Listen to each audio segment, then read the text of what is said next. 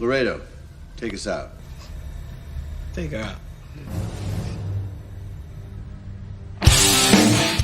You guys saw what happened last week. You better be rocking. I'm just saying that right now.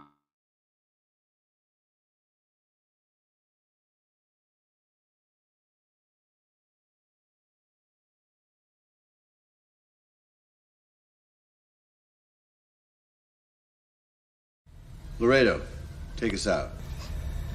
Take her out.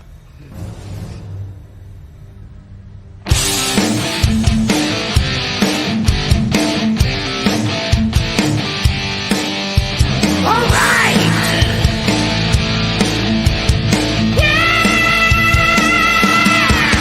Blast off! Take flight each and every Friday night. Join the fun and let's go off-world. Geek out with us live where the nerdiness will thrive. Buckle up and let's go off-world. Toys, comics, pop culture news, movies and so much more. Matthew, Jesse, Curtis, and Sean are your guides on this fun-filled tour.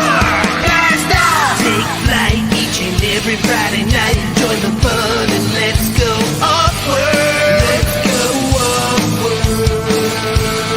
Let's go off-world. Hey, hey, hey! Let's go off-world tonight. Ooh, that's what I'm talking about. That theme song gets me jazzed every single time. Before we get rolling here, I had a little talk with one Mr. Jeremy DeWitt today, and last year at Legion's Con, we closed out the weekend by doing a Shooting the Shelf / OffWorld dual stream. To close out the show, we stationed ourselves in the hallway. We grabbed people as they were going to the bathroom so that they couldn't say no. We just yanked them on screen. It was a great time. And I've talked to Mr. DeWitt because he's put together two really good bangers for us, the OffWorld theme song and the Shooting the Shelf theme song. Now, I don't want to take a poll here because you folks are the OffWorld folks. There may be some of you that also listen to Shooting the Shelf, but you're here. It's Friday night. You just heard the song. It would be unfair to make you guys vote right now. But we are going to try to get Jeremy DeWitt to play a song live for us at that show at Legion's Con to close out Legion's Con. So my question is, and I'll throw this up in Legend Daddies, you guys can vote on it. My question is, do we want him to sing OffWorld theme song? Do we want him to sing Shooting the Shelf theme song? Or do we want him to do a mashup of the two songs and try to mix them together? So think about it. I don't need your answers now, but I'm going to be putting that poll in the Legend Oddies group. Jeremy said he definitely would do it as long as he's not too drunk. I did tell him that I would compensate him. He said I would have to tickle his satchel, which I was going to do anyway. So get in line, bud. Fair deal to me. So anyway, think about that. But it is Friday. We're going to have fun. It's OffWorld. We got Joe G with us. Joe Gonzalez. How you doing, sir? I'm doing great. I'm happy to be here, fired up. Well, to go with your tagline, kick the tires and light the fires. That's why I put it in there. I love when you say it. Yeah. And might I say, mustache looking on point, man. That is for sure. If they had an action figure with a mustache and they wanted to have the perfect mustache, they would just copy yours, and that would be it. I'm copying Gideon Heaven's brand. So gotcha. That makes sense. That's it. Yeah. Sweet. Well, next we'll introduce Ryan, who was sitting backstage by himself for at least like 2 hours before the show, waiting for everybody to get on. Ryan, how you doing, sir? I'm doing pretty good. It was only like a good 15 minutes. Gotcha. I started to wonder if I had the right backstage. Yeah. We just run behind. You should have seen it when Sean was on. It was every time. It was either right at the last minute or after we started. Like he would sometimes show up as the theme song was playing. So when it came on, it looked like he had been there the whole time, but no, he hadn't. So yeah, Sean's habitually late. Ryan, excellent job on the Legion's Ladies this Thursday. That was awesome. You and Amber and Kevin and Tanya, that was fun. Oh, thank you. Yeah, that was a great time. Yeah, Kind of like a double date that we all got to sit in on. So, let me go to let me go to Alexander. Ryan, it looks like you might have a little bit of a delay. You may want to back out and come back in, just FYI. You're but backstage too long. There you go. Yeah, backstage kicked you out. Alexander, how you doing, sir? Oh, I'm doing pretty good, man. Been a week and hanging out with you guys now. So yeah. Legion's Con's getting pretty close. Yeah, let's not talk about that right now. I'm so far behind. It's not even funny. That's why I wanted to say it. I knew you'd get stressed out. Yeah, I'm already stressed, and that is just adding a whole nother level. And I'm just I'm sure whatever you have planned is going to be fantastic. So hoping everyone likes it. And we've got Christopher Kelly. He's not buffering. He's here. He's clear. What's up, Chris? How you doing? What's going on, guys? I'm happy to be here. I can't believe that I'm not buffering, though, because there's like a Fortnite mini LAN party happening upstairs right now. The kids are on summer vacation, so this is a miracle. And we have a lightning storm right now, so if I just go out, that's why I'm okay. Gotcha. Well, I wanted to kind of talk about, because I was on vacation this week as well. And before we got started, Joe was talking about some people calling off work today that, maybe they partied too hard last night. And I wanted to ask you guys, are you guys still, do you celebrate 4th of July? Like, do you do the whole fireworks and hang out with folks and party? And is that a thing you guys do? Not really. No, I'm not a big fireworks person, so spending a gobs amount of money on blowing up stuff, it just doesn't really. Yeah, I'm the same. Like I used to take my kids because when they were younger they would want to go, but at this point in time in Missouri, it is just muggy as shit. It is terrible. So you go outside, you go to a strange place. And you have to find out where to park. Then you got to go down to wherever the seating arrangement is and either throw a blanket on the grass or, have your chairs out, but you don't want to obstruct other people's view. And then, it takes a couple hours to get everything set up and just wait for the fireworks to start. And then it lasts 15, 20 minutes. And then it's 2 hours getting out in traffic. And meanwhile, you're getting bit by mosquitoes the whole time. It doesn't do anything for me. And there's people that still do that, even when their kids are grown, or even if they don't have any kids. And I just don't get it. That's I can actually sit in my front yard and watch the fireworks where they actually launch them at. I don't even have to go anywhere. I was still in bed before the fireworks even started. My youngest son is 15. My kids are old enough to blow things up without me now. So it's just not as, not as appealing. Yeah. But, I worked and I knew I had to work the next day. I don't drink anymore, which took a lot of the fun out of 4th of July for me. It's not a sober holiday. So, I mean, I know people that drop thousands of dollars on fireworks each year. And I'm like, what? Why? I don't get it. And they're so expensive. I don't know if you guys have looked at fireworks. It's been a couple years since I have, and I guarantee they haven't gone down in price. But man, they're expensive as shit. Yeah, unless you buy them after the 4th. After the 4th, then it's buy one get 4 free or some crap like that. Save them for next year. Yeah. Which I don't understand, because here in Missouri, they have fireworks stands going year round. I would say at any given time, not around 4th of July, you could say, August, I would bet in Missouri, there's at least a couple thousand fireworks stands. Yeah. there's fire warnings all over the place here right now because not only Mhm. is it dry and hot, but the UV index is really high. So the last time I actually did buy fireworks, we were Mhm. setting them off on the road by my house, and somebody called the cops on us, and they got confiscated.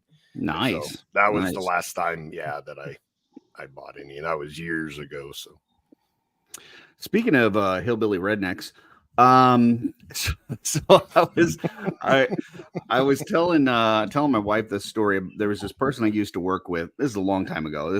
I think I was in college at the time, and I was working a part-time job. I don't even remember the name of the company, but I remember they sold a bunch of like fake good. Like they ended up getting shut down because they like sold like fake Tommy Hilfiger shirts and shit like that. Well, one of the things that they sold like this imitation jewelry, and they had us where we would polish the jewelry before it would go out and stuff so that it looked as nice as it could, but it was fake crappy jewelry anyway. So I don't know.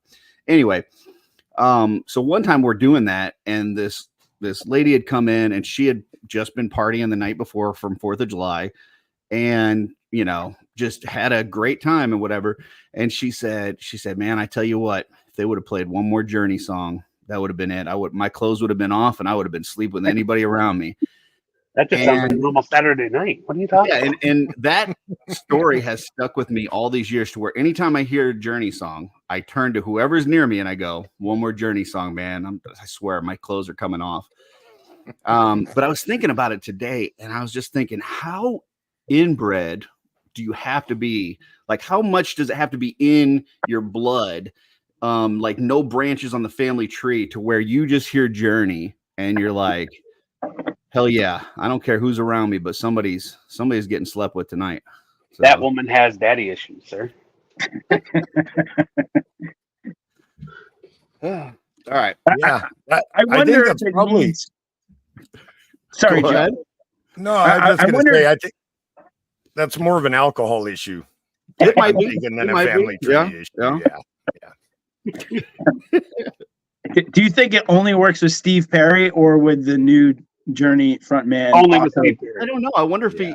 if he was solo. What was that? The Oh Sherry? Wasn't that he was solo on that one, right? Yeah, I wonder if that Yeah. came on, if that would count. Oh, that's Shit. instant panty dropper. What are you talking about? Yeah. If I ever get that time machine and we're not going to This Week in Theaters, I may go back there and just play that song and see what happens. So Yeah, we'll get Take me along, copyright please. strikes. You'll never come back. You walk around with the MP3 player with Journey. We actually have a local classic rock station that calls Crank and Went Out wearing the Journey t-shirt, because they're like, there's no way that you can have a Journey t-shirt and not automatically be climaxing. So like their code for somebody taking care of business is wearing the Journey t-shirt. So it's like an inside joke. That's amazing. Yeah, I'll send you some links. Yeah. They do it all the time. nice. Cool. Well, folks, it's the top of the show. I guess we should probably do some pickups. Joe, you're in the first seat. You got something to show us? Not much. I got another swig this week. Is this a rerun? But Where's Kent at? Is this live? But yeah, it is a rerun, and Okay. this might be the last one for a while, because since they've started that gig for everybody bringing a swig to Legion's Con, it's been harder to get them at a good deal. So this might be the last one for a bit, but that's all I got this week. Was Okay. It was a slow week. All right. We'll go ahead and go around the other way. So Ryan, you are next. What you got for us, sir? At the FYE that is actually still open in Delaware. What is FYE? For your entertainment.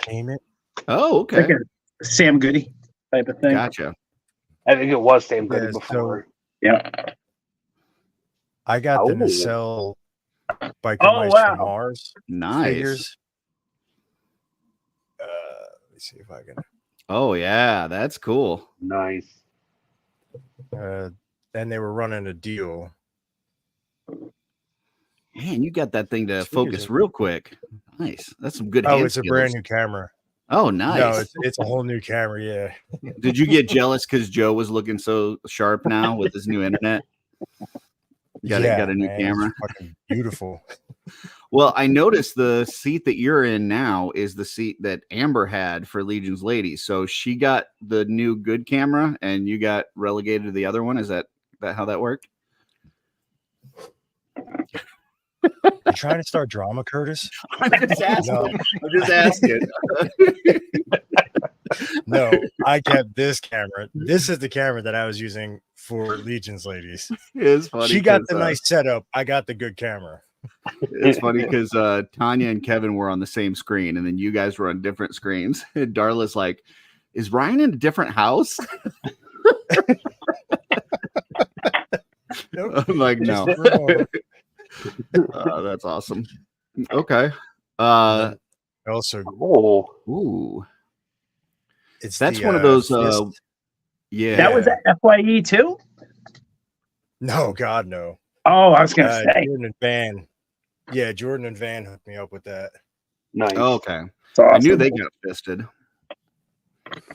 And then thank you to everyone that was involved with this. Ooh, This is nice. That's a John Romita Jr. signed this. That's beautiful. Amazing. Yeah, that's awesome. Yeah, man. It was a That's birthday awesome. gift. I wanted to show it off. Yeah, that's sweet. Speaking, that was for your birthday, right? Yes. Yeah. Speaking of birthdays, Jesse. It's Jesse's birthday tonight. So Happy birthday, Jesse. Yeah, I don't know if we'll see him. He's at D&D. Maybe he'll show up late, but there's a couple posts out there and stuff. But yeah, if you see Jesse, make sure you shout out. Yeah. Next we got Chris. Chris, what you got for us? So first off, I'm rocking my Wolf King custom t-shirt. Shout out to Len.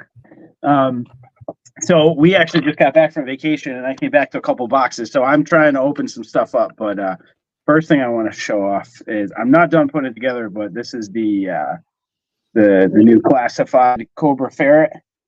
So I've still got a couple little odds and ends to plug on it, but man, all of these things are so good. I worry about space because this is I just want all of this stuff. Kind of hard to say no to any of these. So this was waiting with one of our neighbors. So Hasbro Pulse shipped this out. I don't know, probably a week or so ago. So we just got that. Just crack it open now. The Jada Toys M Bison. That's so cool. Cool. Dude. And by the way, we don't worry about space as collectors. We just get stuff, We'll figure out a place. You know, I don't worry about the space. It's being told constantly. Where are you going to put all that stuff? That's the space issue, right? Dude, this has a soft goods cape with a wire in it. Like, is it like silky? Yeah. I literally just opened this, right? I haven't even gotten all the heads and the hands up. But dude, I mean, I know McFarlane just started recently doing some soft goods with capes and stuff like that, but I don't think at a $25 price point. Like, I don't know. I don't think there's anybody beating Jada right now with the stuff they're putting out, Yeah, they're Ackerman. Yeah, that's true. They did the Robin and the Batgirl ones had wired capes, and they were still like $25. So, but I mean, Jada's a lot better quality toy for that price. This thing is awesome. I mean, yeah, that's cool. It's hard not to pick every one of these, and then also shipped with him was Dalsim. So he comes with some really long arms and legs, so that'll be fun to swap out. Oh, he's got a stand in there too. That's cool. But I saw it was actually on the shelf selections a couple of weeks back where somebody had done a Marvel versus Street Fighter thing, and they, it was pretty cool. They had all those guys out there, and it was a lot of fun. Yeah, he was kicking somebody in the face. I don't remember who, but he was kicking somebody in the face. He had that one big long leg on, and then the short leg on the other side. So I'll be messing with these guys tonight. I will tell you out of the box, Dalsim's joints are the stiffest of any of these that I've encountered so far, but they probably just have to get worked a little bit. But yeah, man, these things are just awesome. Oh man, hard not to love these. Plus, my kids love Street Fighter. We have a Street Fighter arcade over there, so we're always playing Street Fighter, and they know all the characters. That part is really fun. I might have missed it. Where did you get those? You didn't pick those up at a store, did you? Big Bad Toy Store. Okay. So pre-ordered I've never these. seen those in the wild. I don't even know if they're in stores. I'll be honest with you. I don't even try to find these in stores around here. In the Northeast, I think Target, maybe GameStop are the only two places that actually carry these. But there are so many people who are toy hunters in my local area, and I keep finding more and more that I can't compete with it. You know, I work from home most of the time, and it's just too hard to even try. So Big Bad Toy Stores where I gotta go to get all that fun stuff. On his like waist piece, is that like movable? It looked cool. Yeah. Like when he moves his legs, is that sculpted onto the legs? Oh shit. Like the legs on that? So actually it's hard to tell. There's a joint that goes up into there. Oh, okay. So it's like a thigh swivel inside of it. Yeah, like have you messed around with Ryu at all? Like it's similar. I don't have any of those. Oh, yeah. Yeah. I want a Chun-Li from the Plastic Journey podcast, but Steph Workin won it, so I had him send it to her. But yeah, I haven't messed with any, but they look fantastic. Gotcha. Yeah, no, they are awesome. Absolutely awesome. I just love how much stuff it comes with. This would be a $40 deluxe Marvel Legend, you know, right. or $45 GI or a Build-A-Figure for McFarlane. Yeah. You'd have to buy like 5 figures to get that. You know, that's how it was with Plastic Man. Is basically the same thing. Yeah, so. I think this is one of those lines, just like Motu Origins, where if you're interested in the line, just pre-order it, buy it from an Entertainment Earth or a Big Bad. Don't wait for retail. How many of the Origins waves came and went at retail? They skipped entire waves and stuff. So if you wanna get all the characters, you know, I'm not going super deep variants and stuff, but at least if you want to get all the characters, you just got to pre-order them. And then the other thing let me pull this up from Sig real quick. He says Big Bad Toy Store takes forever to ship. Been waiting on my orders. Amazon next day has spoiled me. I am 100% the same way. Now, there's still certain things that I order through Big Bad, but a lot of times I will shop on Big Bad to look at stuff, but then I'll go to Amazon to see if they have it, and if so, I just place it with Amazon because it's free shipping. It comes the next day. You know, I don't have to worry about any of that. Like I got something that I had bought for Jesse for his birthday. And it was supposed to ship out last week. It's still, as of today, they've printed the label and it still hasn't even left their facility, and it's his birthday today. So it's not going to make it there on time, clearly. But it is kind of ridiculous how long it's taking them at this point to ship orders. So I think that's more of a comment on Amazon than it really is a dig on Big Bad Toy Store. Oh, yeah. Amazon has completely ruined us and spoiled us, right? And we forget how many distribution centers they have. Big Bad Toy Store is just in, I think it's Wisconsin, right? Isn't that roughly where it is? I'll give you that as far as like how long it takes to get to you. But when it takes a week for them to get from a label being printed till it actually goes out the door, that's ridiculous. Yeah. Like it should at least get out the door within a week. Like that's crazy. So I'll tell you, this big box I got here, it was 7 days from when I clicked ship on my pile of loot to when I got here. You know, that's going across the country though. I'm in New England, so. Yeah. But I will tell you though, there's some stuff with Amazon that Amazon to me is just a little bit better than a Target or a Walmart. Like, I feel like, especially with like the Motu wings, like I just got in this new Snake Man guy. Like he's nowhere on Amazon yet. And if he is on Amazon, it's a third-party seller selling them for like $60, right? Right. They haven't gotten their inventory, and then the big. I'm not doing cartoon collection. I keep saying it. I'm not doing it. Keep that in the box. The box looks way better than the toy.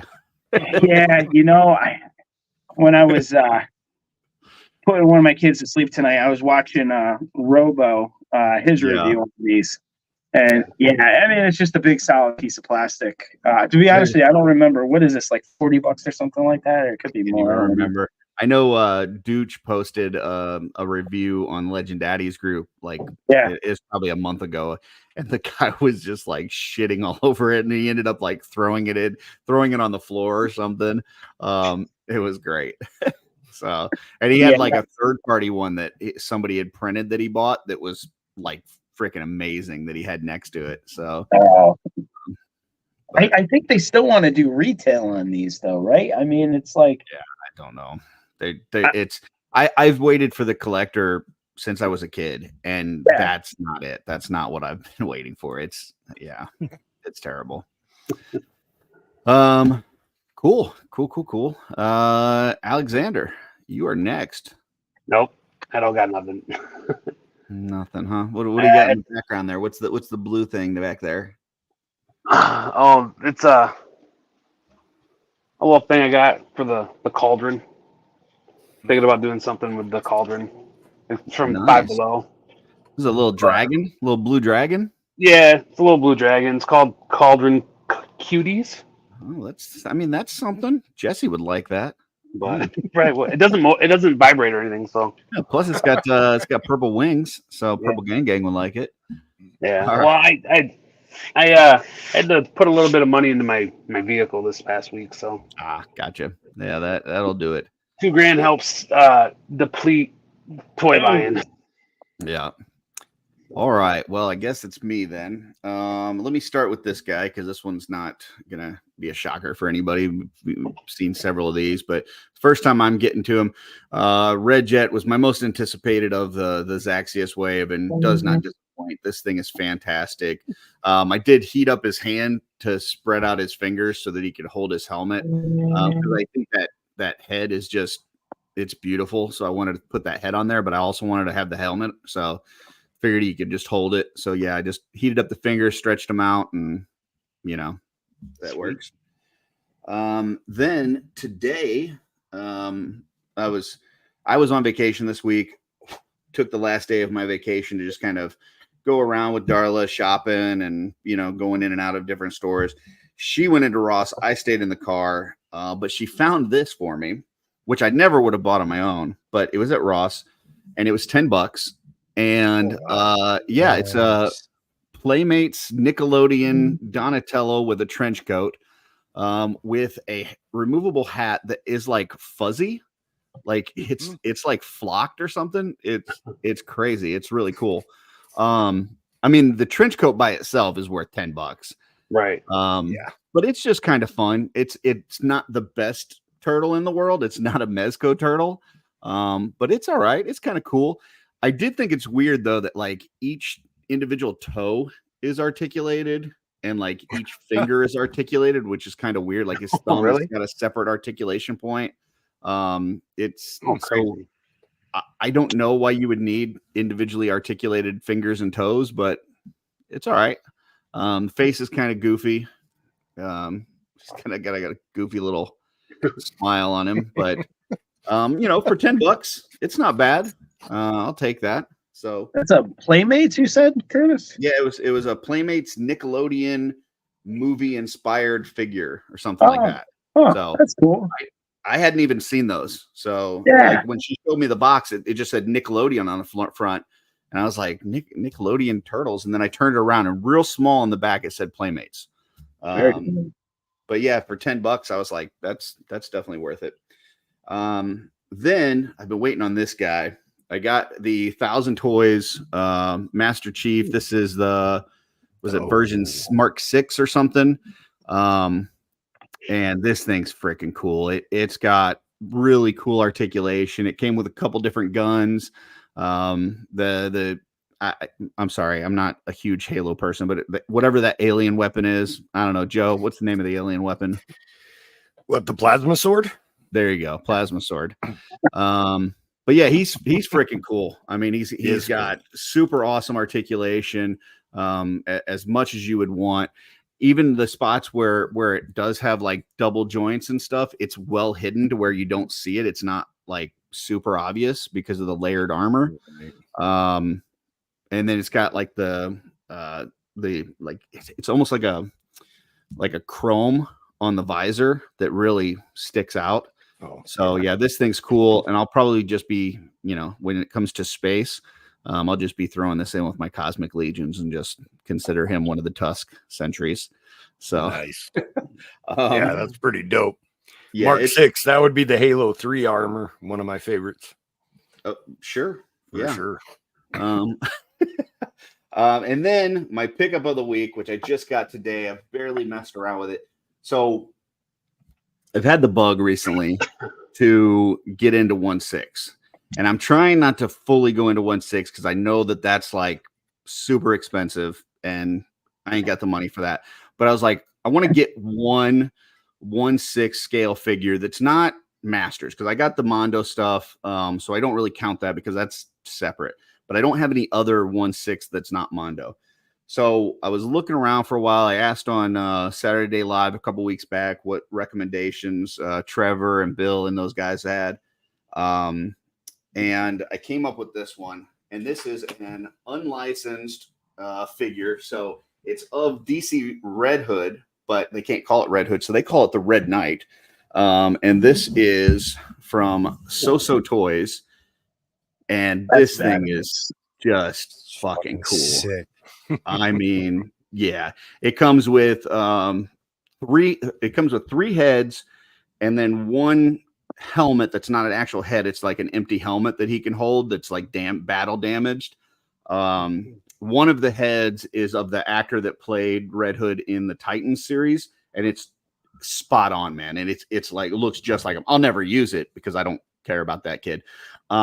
This is the look that I wanted, but they did an amazing job on the paint. And yeah, I mean, the soft goods on this, he's got like, the hoodie, and then he's got like this suede jacket over top of it. The armored parts on top of the soft goods. Yeah, this thing is just fantastic. All the articulation you want. And then the chest, the armored chest is just really solid and cool. It's got a neat body armor look to it. Yeah, this thing is just fantastic. And then the heads have like a magnet in it. So you just that makes it so much easier. Yeah, it's so cool. So it comes with 3 heads, and you just pop it on with the magnet and go from there. So man, I know some of like the Hot Toys can get really expensive. I think this one was like $220. Obviously with it being unlicensed, it's going to be a little bit cheaper, but yeah, it's I love it. It's fantastic. So did you order that from TNS?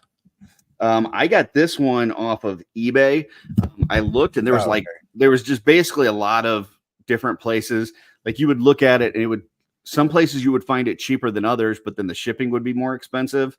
And then other places you'd find it more expensive, but then the shipping was cheaper. But it all averaged out to about $220 overall shipped. So I just got one off of eBay, and it took a couple weeks, but man, it's fantastic. So this one's for you, Curtis. That's a good question. That's a good question. This usually what I say is that if it's more than 33% soft goods, and I don't know, because it's got even the soft goods have armored parts on it. This torso is all armor, but then it's got the soft goods over it. Do both jackets count separately? Right? I don't know. Maybe. I think there's enough armor on this. And listen, I actually enjoy soft goods. I mean, obviously, my wife makes them, so I like soft goods. What I don't like is when you have like the Mafex or something, or sorry, not Mafex, Mezco, where it looks like they're wearing spandex, like it's just like it looks like pajamas. Yep. Superman, the return. They look like the old Migos. The old Migos where it was just all Yes. I don't like Yes. that look. So, Yes. so if you've got a good mix of soft good and plastic together with some armored pieces and stuff, like I've got two Mezcos besides the turtle. I've got Cable and I've got Bishop, and both of them have soft goods that are also layered with armor on top of it. So it makes it look a lot better. But I wouldn't buy, like, for instance, a Cyclops through Mezco, because it looks like he's just a guy wearing pajamas. Like it looks like a guy cosplaying as Cyclops, and that's not what I want. So, But I feel like it's really only the superheroes, because when you get to like, yeah, like the Crow that they had was fantastic. Like, Blade. here's the Shadow. Yeah, that looks great. Yeah, so I would say my earlier assessment of a doll and soft goods and stuff probably wasn't accurate. I mean, we're all human. We make mistakes. But I would say that I still don't like the superhero all, covered look. So even like Darla's got a Hot Toys Doctor Strange, and he looks fantastic. So, it just depends, I think, what the character is and how the soft goods look. So, Yeah. I think it's how they can hide the stitching, right? If there's multiple layers, multiple items of clothing, you can hide the stitching and it looks so much better. It's how the fabric looks. Like if the fabric looks like it's our scale on that figure, what I'm saying, then it looks terrible. As opposed to it looking like it was made by somebody in their scale world. So yeah, I don't know. I think it's just personal preference. People like what they like. I'll like what I like. This, I think, is fan-fucking-tastic. Yeah. I did get on the wait list for the 89 Batman because I think that one looks great. Didn't he say this was his first one here? He's like, just the one. I'm watching you go down the slide, buddy. You're going down the slippery slope. So I was on there with Saturday Night Live. I was messaging those guys and asking them because they had Trevor in there. Trevor's a big 1/6 guy, and I know Bill has some 1/6, and those guys talk about some too. So I was asking them, and they said on the thing, hey, get on the wait list for the 89 Batman, like that's for sure. And so I did that, but that's not a for sure thing that I'm going to get it. And I wanted to get something in hand now. So this was something that I could get now. And yeah, I really like it. So that's a sideshow wait list, Curtis. Yeah. Those convert fairly often. I used to do sideshow. I'm hoping so. I'm hoping so. It looks great. Did you get on the deluxe wait list with the statue or just the figure? No, just the regular. I didn't need that statue part. Did you get the statue one? No, I did just a regular one. Yeah, that's what I did too. So I didn't do the vehicle though. That Batmobile is like, I did. Yeah, I jumped on the wait list. I definitely need to kick one of my kids out of the house before I get something that size. So anyway, so yeah, it was a fun week with toys. Probably spent way more than I should because that Master Chief is like $160 on Big Bad Toy Store, and this one was like $220. And Darla's just hearing these prices for the first time, so oh shit. Whoops. No, she's fine. Let's see. Van says Mezco Cyclops has a jacket and armor too. Okay. He also has a spandex fucking pajama suit. So yeah. Anyway. Yeah, so that's toys. What else we got? Let me check the gender. The HasLab Cantina finally funded today, early this morning. Oh, did it fund? Yeah. I thought it was running behind. It's definitely running behind. I don't see it hitting many tiers, but yeah, it's now funded. Gotcha. Yeah, that thing, I don't know. I mean, I'm not a 3 3/4 fan anyway, but I think they should at least like put a floor in there and put some details on the seats and stuff. But whatever. And a roof. It's not for me. If people A like roof it, of that's some cool. kind, Yeah, yeah, instead of it just being open. yeah. Mm. Well, we got next. We're supposed to have Event Horizon, which Jesse's not here for. I did see that they got a new Hellboy coming out, and I saw that.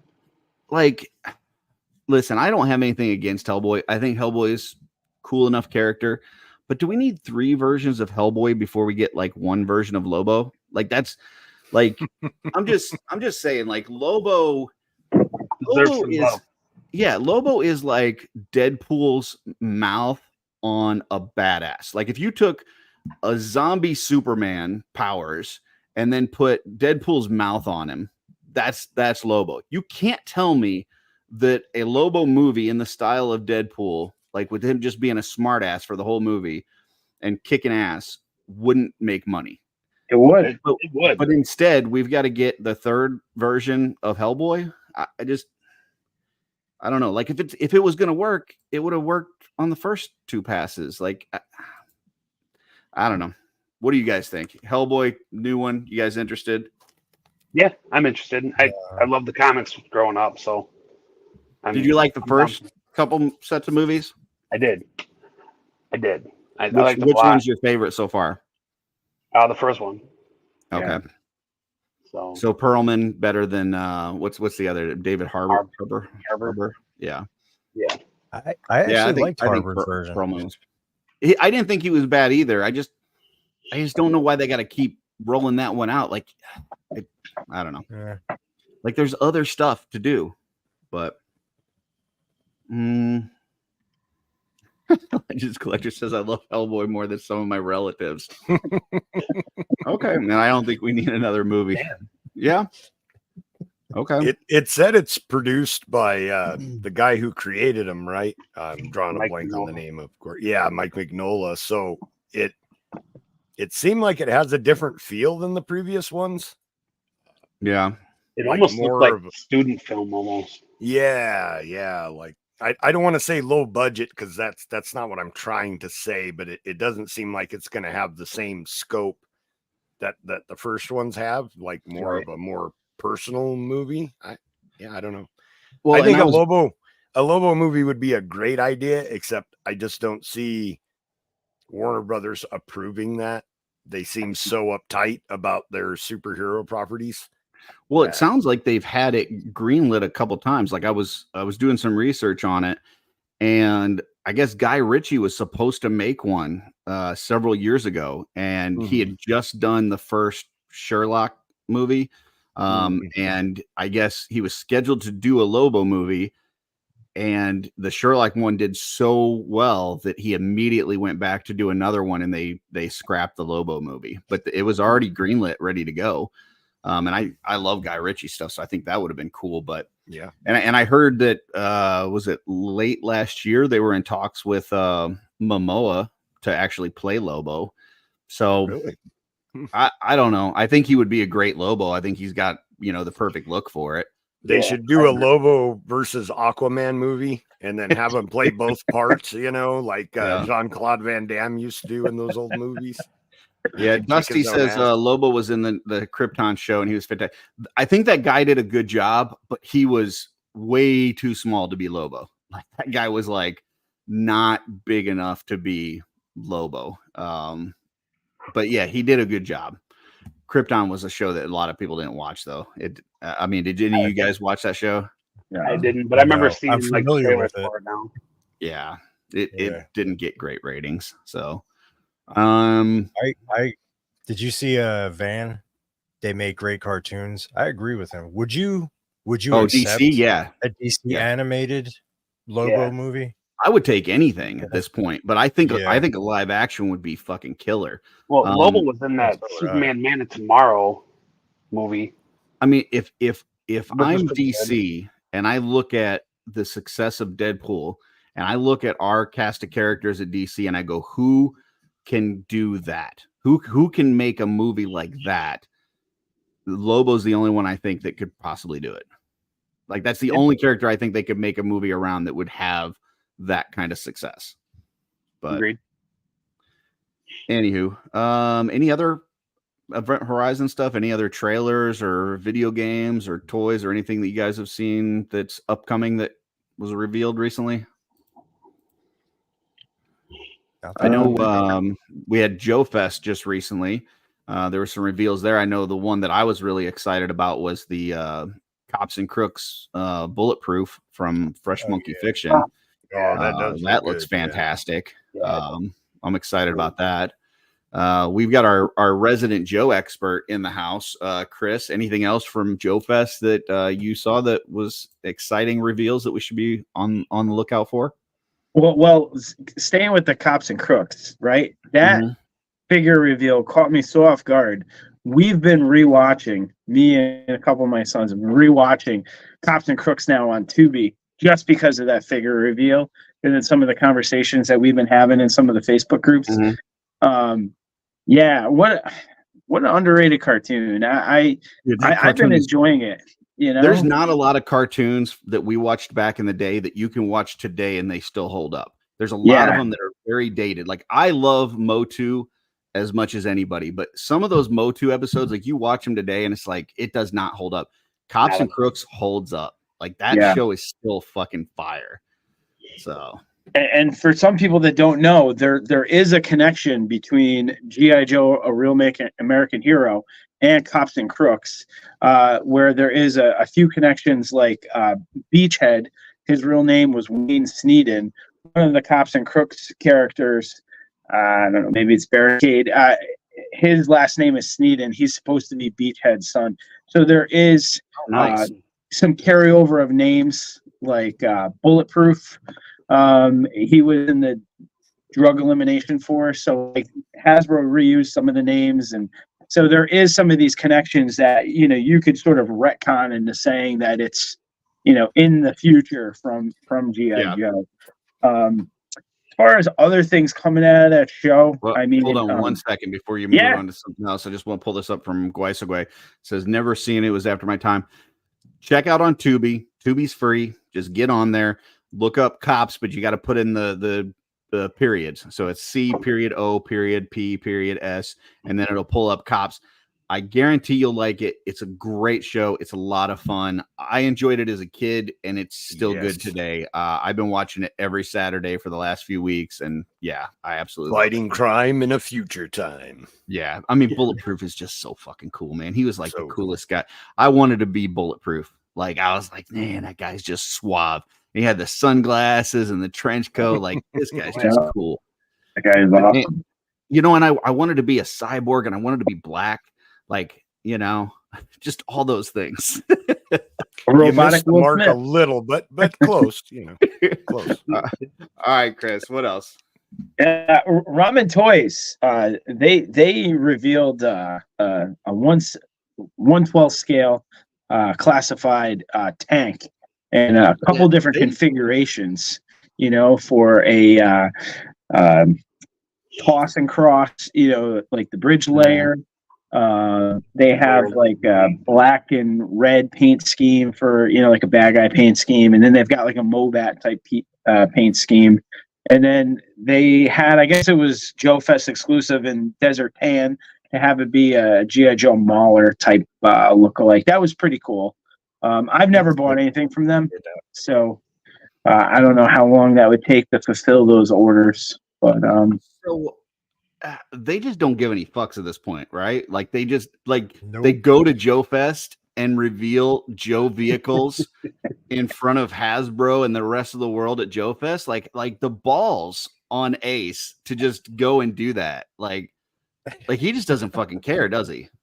And I'm sure he got to talk to Mr. Brian Flynn about the whole Silverhawk debacle when they were there, because Super 7 was there too. So that must have been interesting. You know, well, and now he's got his new line. What is they're calling it? They're calling it Steel something or whatever. Where basically it's like his take of Silverhawks. They're different characters. They're not the same characters too. Yeah, and he's got a take on that. He went to PowerCon last year and fucking revealed a HeMan, and like like Ace just doesn't give a fuck. Like he'll just he's like I don't care what's your property, his property, their property. I'm making it all, man. Well, I know for a fact he's gotten a couple cease and desist, especially around the mask stuff that he was doing. Like the packaging was just way too close to mask. But yeah, I mean, that's cool. To me, as a Joe collector, a lifelong Joe collector, this is new, the third-party stuff, right? Yeah. Because you also got, was it Fans Toys that was doing third-party Transformers? They're showing a Skyhawk, you know, for G.I. Joe Classified. So to see, you know, a lot of these companies that have sort of ignored the Joe property and the Joe lore for a while, all of a sudden starting to come out with things. It's kind of cool. At the same time, I could see Hasbro being really frustrated, like, hey guys, just give us time. I'm sure they're gonna get to all that stuff, you know. I'm sure they're gonna, you know, have a tank for you at some point. I'm sure they're gonna have a Skyhawk for you. I mean, they got. Do you think there was a question from Steven, you know? On My Wife Is Gonna Kill Me? And I want to pose this to you, Chris, to see what you say. If Ramen makes a vehicle that maybe Hasbro was thinking about making, and now you've had a bunch of people buy this from Ramen, do you think that makes them wait on doing that vehicle because they think there might not be as much interest because people already spent money on a different version, or you think they would just go ahead anyway and just do it better? No, a Ramen or even a Fans Toys will never be able to produce in the scale like Hasbro would do for any of the classified lines. So they'll look at that and they'll be like, hey, that's cool. Honestly, at this point, Hasbro is really starting to throw a lot into the classified line. So guess what? They're also going to throw in behind that? Attorneys, right? So you're going to get cease and desist on stuff that you didn't get, you know, 5-10 years ago, right? So I think Lenny and the team over there is going to say, oh, that's cool, but you know what we're going to do? We're going to dial it up a notch. We're going to do something even cooler. And the one thing that you're not going to get from a lot of third parties, you're not going to get stuff that takes batteries, stuff that lights up. You know, the Dragonfly lights up, the Hiss lights up. I think there's going to be more stuff coming in the future. We're still have to see what comes at the end of this month at San Diego for the next HasLab. You know, I'm sure that'll light up too. So, you know, you see it pushing into a more collector focused thing. It's going to do more. You know, the third party just going on eBay looking at what people are 3D printing. You know. There's all kinds of stuff out there. At the end of the day, none of it's going to have the quality as like a direct Hasbro product. And some people are going to be brand snobs. They're going to be like, oh, I only want what came from Hasbro. There's going to be a whole large population of people that are going to think it's cool, but aren't going to pull the trigger on it. Yeah, the Ramen Racer lights up, though. Just saying. Some of them. Yeah. That's a good point. It does. Yeah. It does. So I guess my question, Chris, would be if you saw a vehicle that came out that you've been dying for them to make in classified and Ramen puts it out, do you buy it or do you wait and see if it, like, so for me, I've talked to you about the Wolf. Like I love the Wolf. It's my favorite vehicle. If I saw Ramen put one out, if you were me, do you wait or do you jump on the one from Ramen? No, you buy it because, well, I mean, that is a B to C tier vehicle in the eyes of the brand team, right? But no, you buy it because all this stuff's got lead time and none of us are promised to be on this earth for, you know, 85 years, right? So you buy it, you get it in hand, you enjoy it, and then if they come out with it a year or two from now, you pick that up and you enjoy that too, you know. But I don't think any of that is really swaying what the brand team is doing. Plus, don't forget, they write all of their releases 12 to 18 months before you get a whisper of it, right? Gotcha. So they're pretty much already set on 2025, starting to work 2026. You know, if they got something that's coming out, it's not really in reaction to what you're seeing right now. You know, that you'll see that in a year from now, a year and a half, 2 years from now. What do you guys think about, and this is for everybody, what do you guys think about companies that are going in and doing some of this unlicensed stuff where they change the name around a little bit. Like, I mean, I just got this Red Hood that they call Red Knight. You know what it is. Like, I mean, what do you guys think about this stuff? Are you for it? You're against it? You don't care? I don't have a problem with it. I mean, as long as it looks cool and it represents what I think that character should look like, I'll buy the damn thing. I'm all for it. Especially, and one of the biggest examples for me was the ink blot. We all know it was Rorschach, but that I feel like that was figure of the year when it came out. Fucking great. Yeah. Joe? I'm kind of two minds about it. In one situation where like the cops, you know, Bulletproof that you're talking about. Now that one's official, but when I was hearing whispers of somebody, you know, it being done as a third party unlicensed, it's like, well, you know, maybe we aren't going to get that. You know what I mean? I don't know how much. See, and I'm not a numbers guy. I don't know how much these third party effects. I'd hate to see any official product not do well because someone is doing an unlicensed version of it. Yeah. If it's something that we're probably not going to get, like the articulated World of Warcraft figures, it's not happening. Like nobody's doing them. That doesn't bother me at all. At least they're getting done. Collectors can get what they want, but I don't know how those actually affect the market. I'd hate, you know, for the license holders, the people that work for the license holders. I know Warner Brothers isn't going out of business, but is anybody that works for them, you know, are they getting laid off because of their, so, you know, I want to say I don't really care because obviously I don't care enough to actually look into it, but at the same time, like that's my thoughts. If it's something that we're not going to get otherwise, bam, all for it.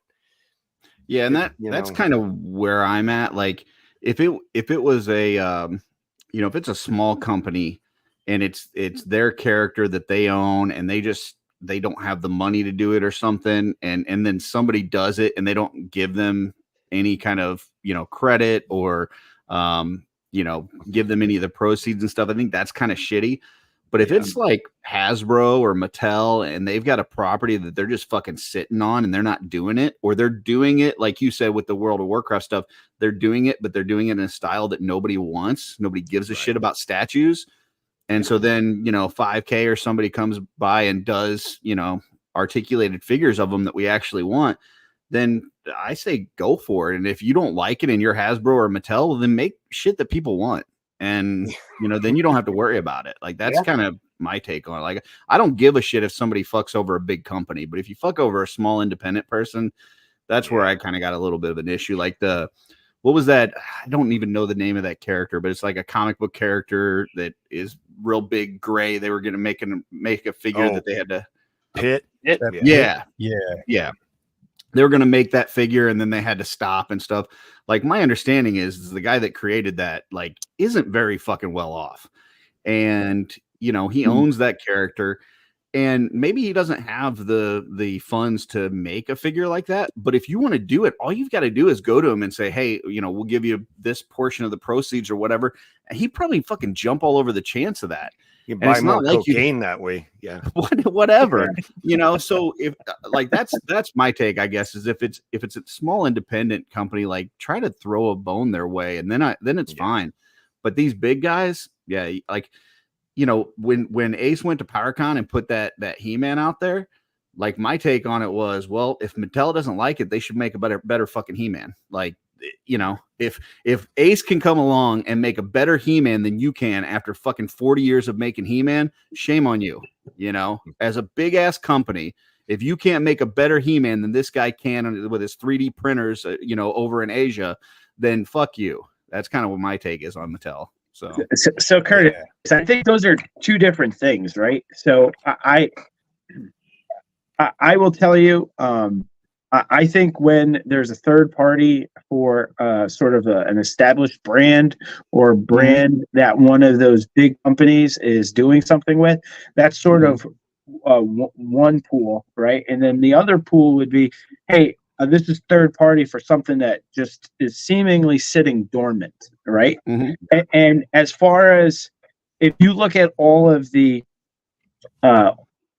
toy companies that existed when we were as a kid, right? We had Kenner and Tonka and LJN and all this stuff, right? There's been so much consolidation of these businesses over the last 20, 25 years, right? And there's a great book called Toy Wars. If you haven't ever read it, it's on Kindle. You can download it. It's well worth the read. And it talks about Hasbro battling Mattel in the late 90s, right after the Kenner acquisition. And a lot of it is talking about the G.I. Joe brand and how essentially it got kicked out of Rhode Island when they were starting Sergeant Savage, and then it ended up going into Kenner, and they were going to do the G.I. Joe Extreme. But what it talks about is how there was all of these smaller companies, right, who had all of these little brands. They all ended up essentially under like 3 or 4 umbrella companies, right? And they have sat dormant for years and years and years. But what is starting to happen is Hasbro specifically is looking at that and saying, hey, we're missing out on revenue of doing nothing but having our legal department and maybe one brand manager go, yep, that matches what the design should look like. Stamp it, go ahead. So if you think about, and I know I've mentioned this in some of our groups in the past, if you think about at a JoeCon in like 2009, 2010, 2011, if you had the time to sit down with the boys brand manager at the time, the VP, Daryl Priest, and you sat down and you talked with Daryl would have told you essentially, we'll license out any of our brands for anything: t-shirts, hats, pajamas, sheets, lunch pails, whatever. Not action figures. We do action figures, right? Right. And then look at today, right? And take any of those main sort of Hasbro owned, say, Transformers or G.I. Joe, right? And look at all the license holders now for that, right? Mezco, 3-0, Super 7. I mean, I could keep going. There's probably like 8 of them, right? So they're looking at this now as a new revenue stream, right? They're realizing that they can't in-house design, create, manufacture everything to sort of meet what the collectors want, and they're going to license it out. So I think what you're starting to see, like with the Cops and Crooks figure, is you're going to start to see some of these dormant brands. You're going to get a Nacelle. You're going to get a Super 7. I hope you don't get, a premium DNA, but you're going to get some of these companies that are going to reach out to those larger companies and be like, all right, so what does it cost for us to license out some of these dormant brands? And I think that's how you're going to start to see some of this stuff come back around. They're just sitting on money by not doing it. Yeah, I mean, I think there's stuff out there that hasn't been made. I mean, I showed a picture to Joe earlier today. I saw at the store they had the Altered Beast figures are out now, and that's something that they've never done, and I'm sure there's somebody out there that's absolutely over the fucking moon about that and love it. Which, by the way, Dusty says this is officially the F-bomb episode. I have been told by my wife I get a little F-bomb crazy on OffWorld, but whatever, it is what it is. You should have said F it. Yeah, fuck it. Fucking Fuck it. Here she comes to smack them on cross. But and I think you're right. I think there's going to be some of these brands that haven't been done that have been sitting around for a while. We're going to see, but I even think within the stuff we've seen, like for instance, if you're a HeMan fan, right? And right now they're giving you this Masterverse shit that maybe you don't want, and they're giving you this Origin shit that you don't want, and then they're giving you this cartoon line that you don't want, and what you really wanted was classics. And they fucking stopped making classics, right? And they put a stamp on that. So we're not doing that. And we're doing this other shit that you don't want. If, let's say, Mondo, for instance, started doing the same figures that they're doing now in 1/6 scale, but they did them in 1/12 scale and said, that's what people want, and we're going to make them, and fuck you, Mattel. Like, I'm all for it. Like, because that is what I want. I want Mondo sculpts on a 6-inch, 7-inch figure And we're not getting it from Mattel right now. We're getting this baby kitty bullshit that I don't want. I want realistic, cool ass figures like we were getting with classics that we're not getting right now. So I think we're going to see some of that too. And not just the brands that aren't being made, but we're going to get the ones that are being made, but we're going to get them made better. And if that makes Mattel or Hasbro or whoever step up their game and go, okay, well, maybe there's an interest for this type of line. Let's do a cease and desist, like you said, but then let's make that shit ourselves. I'm for that. They would have to make a big impact like the third company parties would.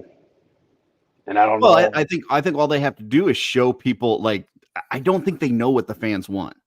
And so I think if they showed that there was interest in a line like that, and then they put the effort to it, they could make something cool. But I think a lot of times the people sit in those rooms at Hasbro, Mattel, and they have no clue what the collector actually wants. They have no clue. Nope. I don't even know that there's fans in that development team on a lot of these areas. I think there's just, you got accountants and business people and all these. Maybe you've got some artists in there, but they didn't grow up with the property and they don't give a shit about the property, and they're putting out stuff that we don't want. So yeah, if Ace wants to come along and put out something that's badass, and the fucking Ghost Rider thing that they can't get, the whatever, the Kickstarter bullshit, whatever thing that they do, like, why the fuck do we have to do a fundraiser thing for you to make a toy? Make the fucking toy. You're fucking Hasbro, right? And so if we have to then go to Ace to get it because you can't fund it, then so be it. I don't know. Can I answer that? Because that's something that a lot of people kind of always say, right? But essentially what you're doing is you're just taking risk off of those companies, right? So they're saying essentially, this is our break-even point, right? So they're funding them out. They're saying, hey, this is the point. We want to make this much margin. So we got to sell 8,000 of these, right? If we sell 8,000 of these, we're going to make our 45% margin, and we're super happy. And you guys can literally have anything that you want at that point, right? But all it's doing is it's taking the risk off of them, because the one thing that's happened with a lot of these toy companies is they never held inventory, right? So, I'm an accountant by trade. These companies, they would manufacture it, right? But they would never hold the inventory at the manufacturing site because that was subcontracted out to the factory, right? They would hold the inventory for like a 30 to 45 day window, right? And they would get their quick turns, because then they would go out the distribution channels, right? Mm-hmm. But now you look at like a Hasbro Pulse or not Matty Collector. What the hell is the Mattel one called? I forget. But whatever it is, yeah. Yeah, so they're now having to say, hey, we're going to hold inventory, right? But they're super scared to hold inventory. They only want enough inventory to sell out. Like the Vamp, right? Like, look at how fast that thing sold out, right? They're happy. Like, they don't really care that, so-and-so didn't get one. They're just care that they sold through and that their inventory turns look good, right? And that the margin continues to come. So, like, we have to adapt into their model, because I don't really see them adapting to us that much, Here's my take then. Here's my counter argument.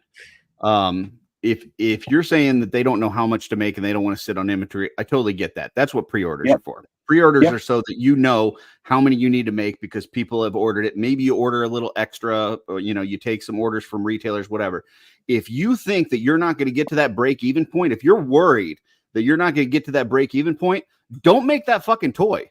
Like, know your audience, know your fans, and make toys that for sure you're going to hit that break-even point. Then you open a pre-order and you take the pre-orders, you make the fucking toys, and you put them out there. If you're putting something out there at a price that you don't know if you're going to make it or not, then that's not the toy to make. I'm just, I totally agree with you. I don't think that there should be a Star Wars HasLab. Like, think about it, right? Like, that brand right now. At this point, I don't think there should be a classified HasLab. There's no reason. there is no else. vehicle for Hasbro that you for GI Joe that you can't make right now and put a pre-order out there and be successful with. As long as you're not overpricing it or making a shitty product, you know, you can print money. So there's no reason to do that on there. I totally agree with you, Curtis. But here is also the backside of it too. Is I don't remember how many his tanks did they sell. It was I don't know, like 24,000, right? Those numbers, right? Okay. Their goal was to sell like 9,000, right? I'm making up the numbers, right? But I think it was to sell roughly like 9,000, right? And they sold 24,000. Say they were going to run it for 12,000. Well, they missed out on the sales of another 12,000 because it just so exceeded their demand, right? So when I say this is all a risk thing, not only are they like, listen, we're not going to play in the sandbox unless we make money, but also we want to see exactly how much money we can make from you. So that's what I'm saying with the pre-order. Like, you don't need to do the way that they're doing. You don't need to do it as a HasLab kind of thing. You could just open up a pre-order and leave it up for whatever, 30 days, 2 months, whatever the case may be, and collect as many orders as you can. Maybe you bump that up a little bit because you think that you're going to sell some after the fact, or maybe, you know, whatever, you think you're going to get some cancellation orders. Maybe you have to fudge that number a little bit, but then you know, and then you make it. But there's no reason to have these, you know, we got to hit this goal in order to do this and blah, blah, blah. Like, no, it shouldn't be that way. So the Horsemen, I think, are really the only toy line that most of us collect that has a true pre-order, right? Like, it seems like at least the quantities aren't set until they get all of their orders in, right? No, I think there's several, like Mondo does a lot of theirs where some of they do some time release, but some they do it like they'll keep it open for a week, and whatever that comes in, that's what they do. Same thing with Super 7. A lot of Super 7 shit, they open up for pre-order, they see how many they get, and then they make those. So Hasbro right now essentially is manufacturing an allotment, which is very different. And they're using the words pre-order, but it's really not pre-order, right? And we haven't seen it here in the US. We haven't been burned by it the way collectors in the EU have, right? Like, if you go on some of the fan groups out of the EU, these folks are like, hey, this entire wave, none of our stores are getting any because they've reduced the quantities so much, right? So the pre-order is essentially just saying, hey, you're only going to make X number thousand of that figure. I want one. They're not building to your pre-order. They've already set their number. It's just, you're just trying to get, hey, I'll take one of those when they come in. Because I know with all the classified stuff, most of the classified pre-orders that go up, the manufacturing run's already over. So, you know, they can only sell so many slots.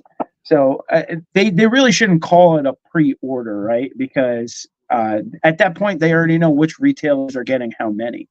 And Legends Collector also says Super 7, sometimes they'll cancel if they don't get enough in there. And, you know, the other thing is that when you're making fucking everything that ever existed, when you're doing, you know, Simpsons 6-inch figures and Disney figures and shit that nobody ever asked for. Yeah. Like, you know, there's going to be some of that you're gonna have to cancel because you're making stuff that nobody wants. Trevor says they're a huge publicly traded company. They want to make money. I'm not saying they can't make money. They're clearly making money on this shit, but you don't need to do it in a HasLab format is what I'm saying. Like, you don't need to do it to where, well, is this going to make it? Is it not going to make it? It's fucking Star Wars. If it's Star Wars, it's G.I. Joe. Make the fucking thing and take the orders and make the toy. Like, there's no reason that you should have to do that unless you're either making a shitty product or you're putting too high of a price tag on it. That's the only reason that you don't sell Star Wars or G.I. Joe. Am I wrong? Like if you're a Star Wars fan or if you're a Joe fan, is there anything that they could put out right now that you wouldn't buy if it was a good product at a good value? No. And I agree. Everyone would buy it, but not everybody would talk about it every week. Right. Okay. So this is the marketing aspect of it is, usually after I watch Shooting the Shelf on Sundays, I turn over to Geek Dad Life, and every week they're checking in on the quantities of all these HasLabs, right? I don't know what show Trevor's watching. There's not one person here that said to put the fucking Cantina or any of this shit up at Target or Walmart. So go to whatever show that you were just fucking watching and go watch that one and tell them, because we didn't say anything about that. We said take a pre-order, direct to customer, send it directly to them. We just said you don't need to set those fucking goals that you have to hit in order to actually make the toy. So anyway, yeah, go have that. Hey, go ahead, Chris. Sorry. Yeah, no, at the end of the day, this is decisions made by accountants, not toy collectors. So they're looking at this, hey, what's it going to cost to cut the steel, to make the molds, manufacture this, so that way we can still have healthy margins. And I will tell you that I know from some conversations that at least Hasbro is just finally starting to wake up that, hey, we're actually really being kept the lights on right now because of the collector lines. Like, it's not the kids stuff anymore, so maybe some of that will start to change. There was past kids as the number one toy. And for years, I mean, when I really started getting into adult collecting in say 2006 2007, right, it was a joke. It was like, oh, you guys are 10%, if that. You guys are You guys are a rounding error on total sales. We were the dwarves of toy collecting. We were loud, but we didn't really make up that many numbers. Yep. How dare you? I love dwarves. God damn it. You're not going to talk bad about that. No, I totally get it. And yeah, I mean, it's just, I don't know. I feel like that's a problem in general right now, whether it's toys, whether it's movies, TV shows, whatever, that you have too many bean counters in the room. You have too many accountants in there and not enough people that actually care about the property. When you have stuff like, Henry Cavill leaving The Witcher because he wanted to keep it true to the storyline of the books, and the people that are writing it want to do their own fucking thing that diverts from it. Like, nobody's here to see what you want to do that diverts from it. They're here to see the property that came from the books, but these people want to do their own thing. And it's like, if you want to do your own thing, go make your own show. Go do that show and call it whatever you want to call it. This is supposed to be a Witcher series. And I think that's the problem today, whether it's, Star Wars shows and movies, whether it's, toys, comics, whatever, that you've got these people in here that are making decisions that don't care they don't care about the history. They don't know about the history, and they're just doing whatever the fuck they want. So now I do think that you hit on a good point there. And that is a real problem, that there is no new properties. Everything is a reboot these days. Like, they don't want to take a chance on anything, and it's kind of stifling the creativity. And, instead of getting 2 new shows, we're getting something that they know is going to sell some, maybe not big numbers, but they'd rather just keep going with those constants. And it kind of wears on us as fans to get the same things over and over again, or rebooted constantly. Well, and the problem is, like, if I'm a writer and I've got this concept for a movie that I want to do, but I know that movie's not going to sell, that movie's not going to sell. But then I can label it as this other property that has instant credibility that people want to see. And then I can put my storyline that I wanted to do over here. I can throw it in here and just call it this other thing. Then that's what they're doing. So they're taking these storylines that they want to do anyways, and they're just putting a face on it. They're putting the cover that says Star Wars, or says, whatever, Transformers or whatever. And so then people go to watch these things and they're like, that's not the property that I care about. That's not the property that I love. Well, it's not. You're right. It's not, because they couldn't sell it another way. So these writers had to go and slap the Star Wars logo on it. And, now here we are. So that's been happening for 20 something years, ever since the first couple X-Men movies came out, right? I looked at those X-Men movies, I'm like, this is not what I was expecting. These are not my Jim Lee guys, right? They're all in black spandex suits, so I feel like that's been happening for a long time. But and it's because they thought that the regular looks from the comics people wouldn't believe them. It was not believable, and people wouldn't go to a movie to see them. And that's wrong, because and that shows how out of touch they were with the fan base, that they thought that we wouldn't want to see the comic looks because it would look ridiculous. Yep. But we like ridiculous. That's what we like them for. Right. You know, it's the same way with the 87 Masters movie. You listen to the guy that made the movie, the whatever Stroud or whatever Stout, William Stout, right? Yep. And like they do these interviews with him, and he says, like basically Mattel went to him and said, "Hey, they've got to look like the figures," and he goes, "No, they don't. The figures look ridiculous." Why are you working on a Masters movie if you think the figures look ridiculous? If you think the characters are ridiculous, why are you working on a Masters movie? Go somewhere else. Like that. This is, you see what I'm saying? Yeah. And that's the problem that we get today, is that the people that are in charge don't give a shit. And that's the one listen, I know Joe was talking about Warner Brothers and what they would green light and stuff. Warner Brothers made a lot of shitty mistakes over the past several years when it comes to movies. But one thing I can say is James Gunn cares about this shit, and he knows how to tell a story. So I have some hope. Now, I understand people are seeing pictures of movies and they're already shitting all over it and saying this is going to be the worst thing, blah, blah, blah, blah, blah. Until you see some dialogue, until you hear, what's going on, until you see him build these characters up, I'm giving him the benefit of the doubt, because I think that at least he cares. And that is not always the case with these things, is that you have somebody in charge that cares. So anyway, Guy Gardner looks goofy. I'm just going to say it. He does look goofy, but that is behind the scenes photos. We don't know what kind of CGI is going to be added. We don't know what kind of color variants might be. I mean, some of that stuff may change the way the color looks when they do the post-production. I'm still going to the movies to see this. Oh yeah, I am too. Yeah, he does look ridiculous, but I mean, when you look back on it, Guy Gardner looked ridiculous anyways with his bowl haircut in the comics. So I think it's like a mashup of when he got the Sinestro Corps ring and the Green Lantern, because that's kind of what the suit reminds me of when he wore when he had the double G on his chest. That's the only part that I thought looked goofy about it.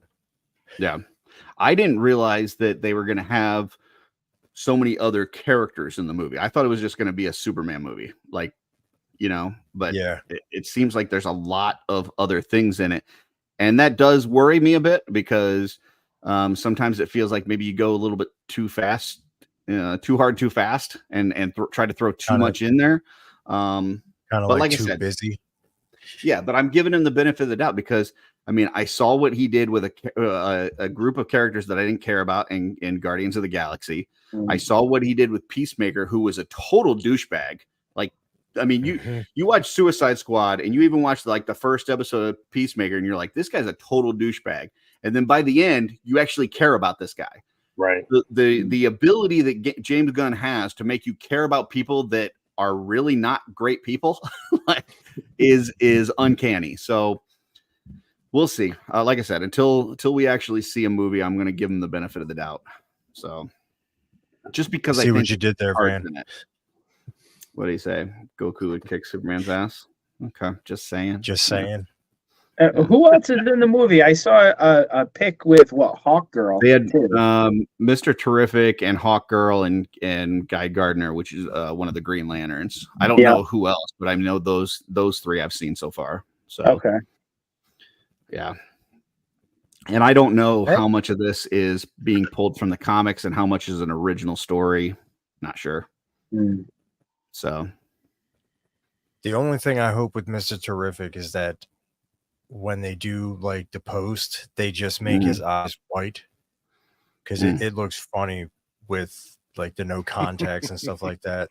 Yeah, that's the only thing that I want to happen. Yeah, and Kevin here says Mr. Terrific looks way too small. Once again, we don't know what it's going to look like on screen. All we see are these backstage images, which I really wish we didn't have. I wish that this shit would not leak out, and we wouldn't see this stuff, because then people either A, get their hopes up, which is probably the worst thing to do, or B, shit on this thing before it's even out. At least let us get a trailer first, let us get a trailer and see what it actually looks like on screen. before we lose our minds, is all I'm saying. But that being said, there's times where you see something ridiculous and you point it out, and then they change something. I mean, look at the Sonic movie that, they did the trailer for that, and everybody lost their minds on how Sonic looked. Then they went back to the drawing board and made it look much better. So I don't know. What the hell do I know? They made it look like Sonic. Right. Yeah. So Those movies are great. My kids love those Sonic movies. I think, what have they made, 2 or 3 of them so far? They're And then there's like a Knuckles series. yeah. They were good. Yeah. I was surprised on the last one that Jim Carrey said that was going to be his last movie. That just seems like a weird franchise for him to go out on as far as being an actor. But, whatever. I mean, seriously, though, at that point in his career, what else is he making? I mean, all his good shit was, 20, 30 years ago. So whatever. But that being said, we talked about it in an earlier episode. Adam Sandler made more money last year than any other actor, just because of his Netflix deal. So who knows? I think that's where all the money is nowadays, is in the streaming services. Yeah. Because people really aren't going to the movie theater.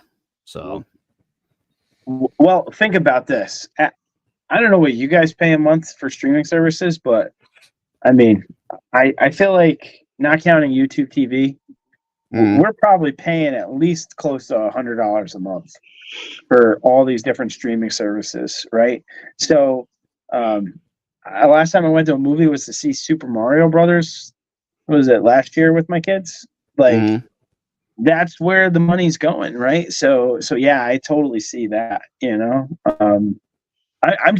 I'm constantly annoyed by how many streaming services there are. I feel like at some point, enough is enough. There's too many of them, Yeah, the bad thing is it's a hassle to turn them on and off. But what I find is that I'll end up getting involved in a series, and I'll binge watch that series, and I'll be watching that one for, whatever, a month, 2 months.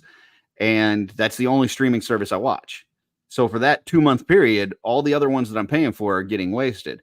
Yep. And then after that's done, then I find something else that may be on the same streaming service, maybe it's on a different one. And then now I'm watching that one and I'm ignoring the other streaming services. So, it'd be nice if you could just kind of flip flop easily and go back in between. But I mean, it's just a lot of work to turn them on and turn them off. And yeah. So like right now I'm watching Stargate, which has got like 10 seasons to it. So, the only thing I've really been watching for the past couple months is Amazon, other than turning it to Max to watch House of the Dragon, which, by the way, is absolutely fire right now. House of the Dragon is hot. It is so fucking good. So, I don't know. Any of you guys watching House of the Dragon? No. I still haven't finished Game of Thrones. Dude, I was not into Game of Thrones when it was on. I watched it after the series was done, and I really did like Game of Thrones, but I like House of the Dragon way better. Way better. Do you feel like you need to have seen Game of Thrones in order to watch House of the Dragon? No, because it's before. Yeah. It's set earlier. Okay. It's like a prequel. Yeah. So you don't need that at all. Yeah, and there's only, they have one full season. I think there are 3 episodes into this one, and it is so good. I need to get back to Invincible. I watched like 3 or 4 episodes into the new season. I just kind of, I don't know, it wasn't doing a lot for me. And I haven't watched the new season of The Boys yet, but sometimes that one just feels like, I don't know, just feels like shock value for shock value, So Sometimes.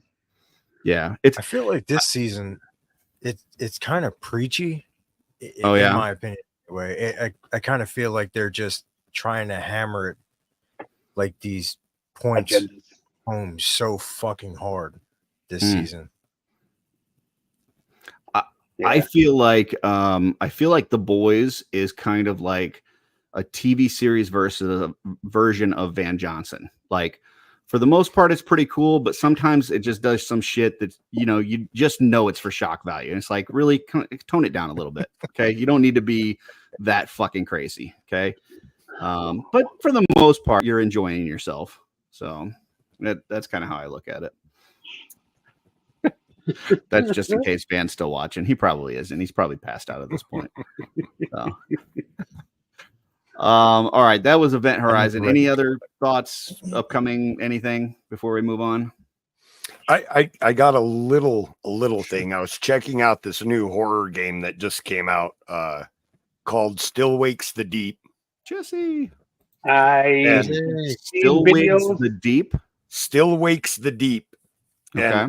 And I haven't actually gotten to the horror part of it yet, but all the characters are Irish and they speak with Irish accents and Irish slang.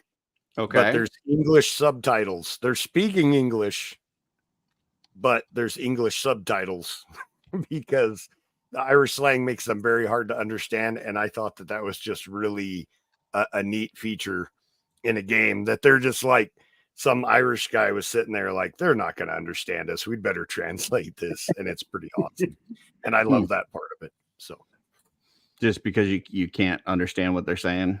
There's a lot of the slang and they talk really fast with that accent and are throwing out slang. Whenever I watch the movie Snatch, I got to turn on the subtitles, especially when they get to the pikeys. Like, dude, you can't, had no clue what they're saying. Like that. It's very similar to that. Yeah. I like that. Yeah, bringing this back to our journey conversation at the beginning, I think at my funeral, a lot of people say that at their funeral they want people to have a good time, have it be like a celebration of life.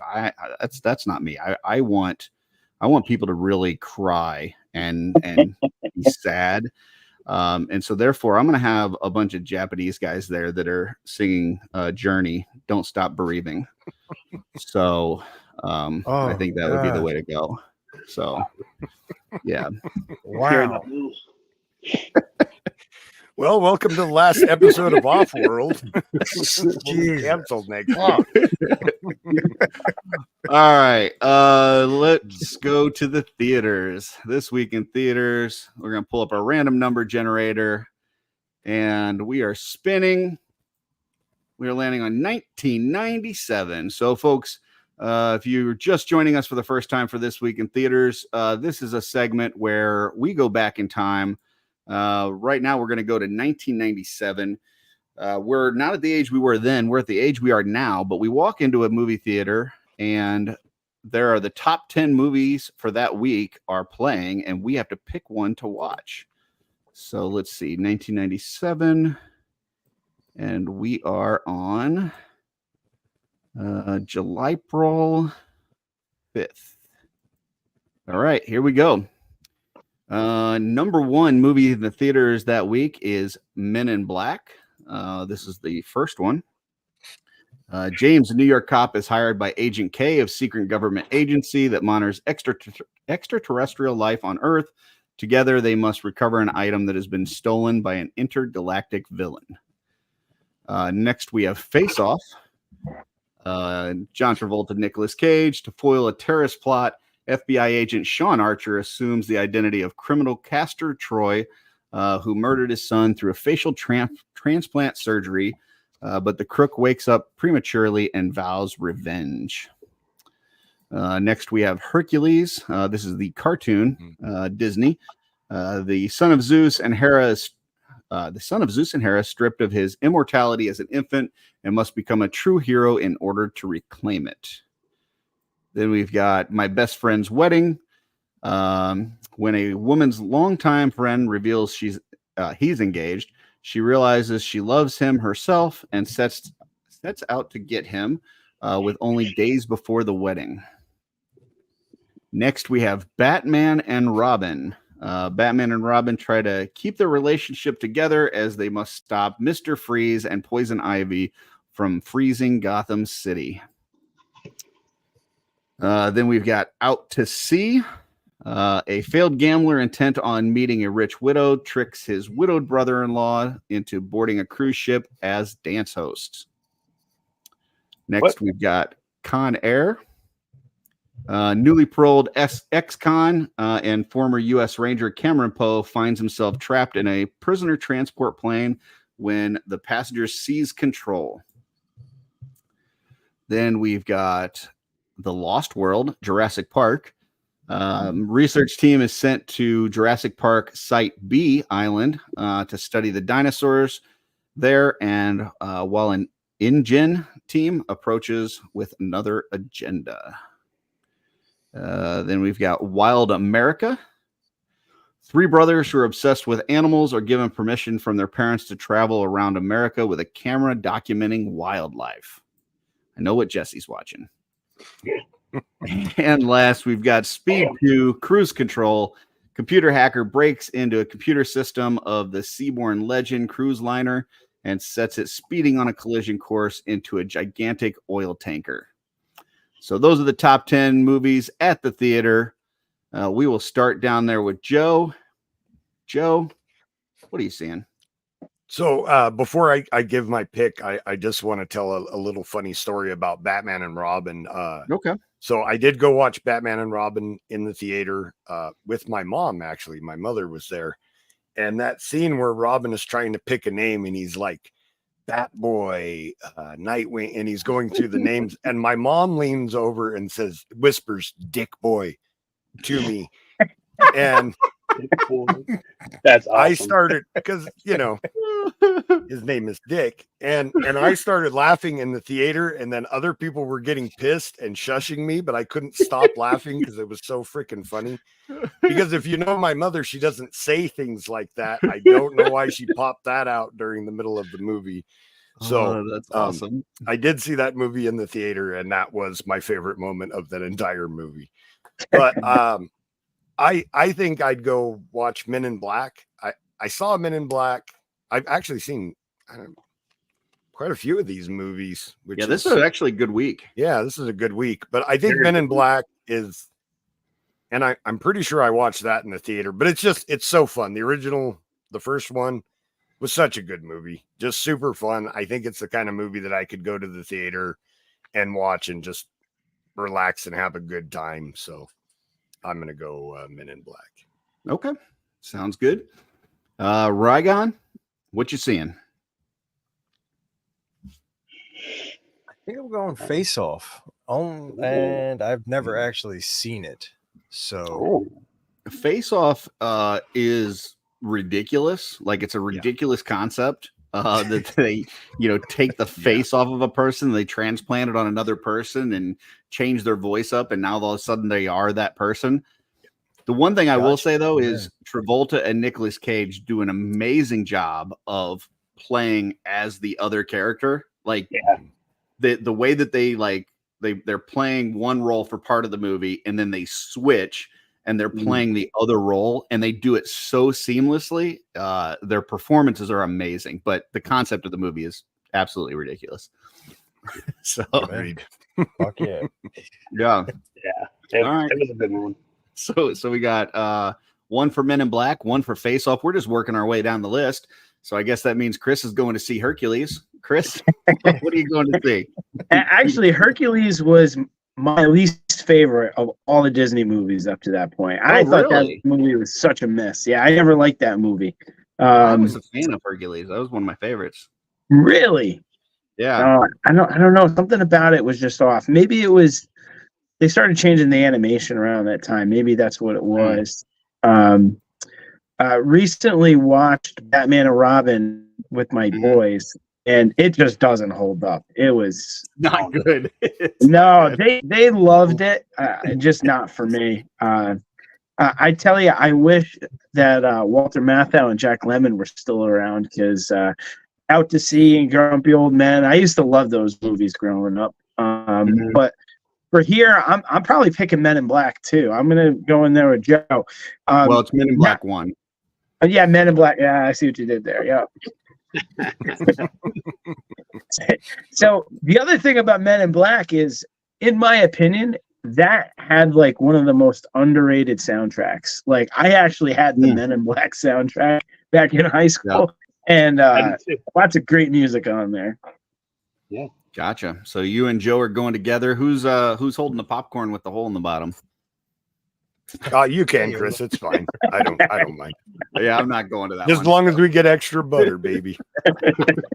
All right, Alexander. We got 2 for Men in Black. We got 1 for Face Off. What are you seeing? Back then, I actually saw Batman and Robin 4 times in the theater. Oh wow! Wow. Yeah. Wow. So you were the one that bought all those tickets. I probably. I guess now I think I'd go Con Air. Okay. I mean, I love Face Off, and Men in Black was really good too. But and Lost World, I really enjoyed the Lost World too. But I think Con Air is going to beat all of them for me. Yeah. So normally we talk when we do the This Week in Theaters, we talk about like which one would be a good theater experience because, you know, a lot of we could watch any of these movies anytime we want now, but if you're actually taking the effort to go back in time and go into a theater and watch a movie, I want a good movie experience. And I think, you know, for movie experience, Lost World would be a good movie experience. I think Men in Black would be a good movie experience. Face Off would be a good movie experience. Hell, even Batman and Robin would probably be somewhat of a good movie experience. But I'm with Alexander. I'm going to see Con Air. I think that one is just the most action-packed. It's got a lot of funny one-liners. Malkovich is hilarious. He's so good in that. Yeah, I think that I'm going to see Con Air. So, yeah. So 2 for Con Air, 2 for Men in Black, and 1 for Face Off. Let's see what the chat says. The chat says nothing. They're saying happy birthday to Jesse. Dave is saying Spawn came out in 97, but that's not on this list. Plus, it's a terrible fucking movie. Look at number 11. Liar is funny. Legends Collector says definitely Jurassic Park. Okay. Guaisagwe says Men in Black, but he says I'll be training behind watching Fifth Element. Was that on the list? Oh yeah, it's number 12. I'd probably pick that one if we were going. Yeah, that was on the list. I probably would pick that as well. That would be Dusty says Nicolas Cage over the top. It's amazing. I mean, he's over the top in both of those movies. This was the summer of Nick Cage. Yeah. You know, so both Face Off and Con Air, he had amazing performances. So, anybody else? Carlos says Face Off, and yeah, I think that's it. So, you know, can we really quickly mention they wrote an entire movie about some chick friend zoning some dude for years. And right before he goes to get married, she's like, wait a minute, I friend zoned the wrong guy. Like, ain't that fucked? Dude, I look back as a grown man and I see that and I'm like, don't watch that shit. Yeah. That's not good. I saw somebody post about that today. They posted something that some gal said that like they keep the good ones close to them so that they know when it's time to get married. And it's like, so you can basically what she was saying is I can sleep around with all these other bums right now. And I know that you're still going to be there when I'm ready to get, you know, settle down and get married. So yeah, that's kind of fucked up. Yep.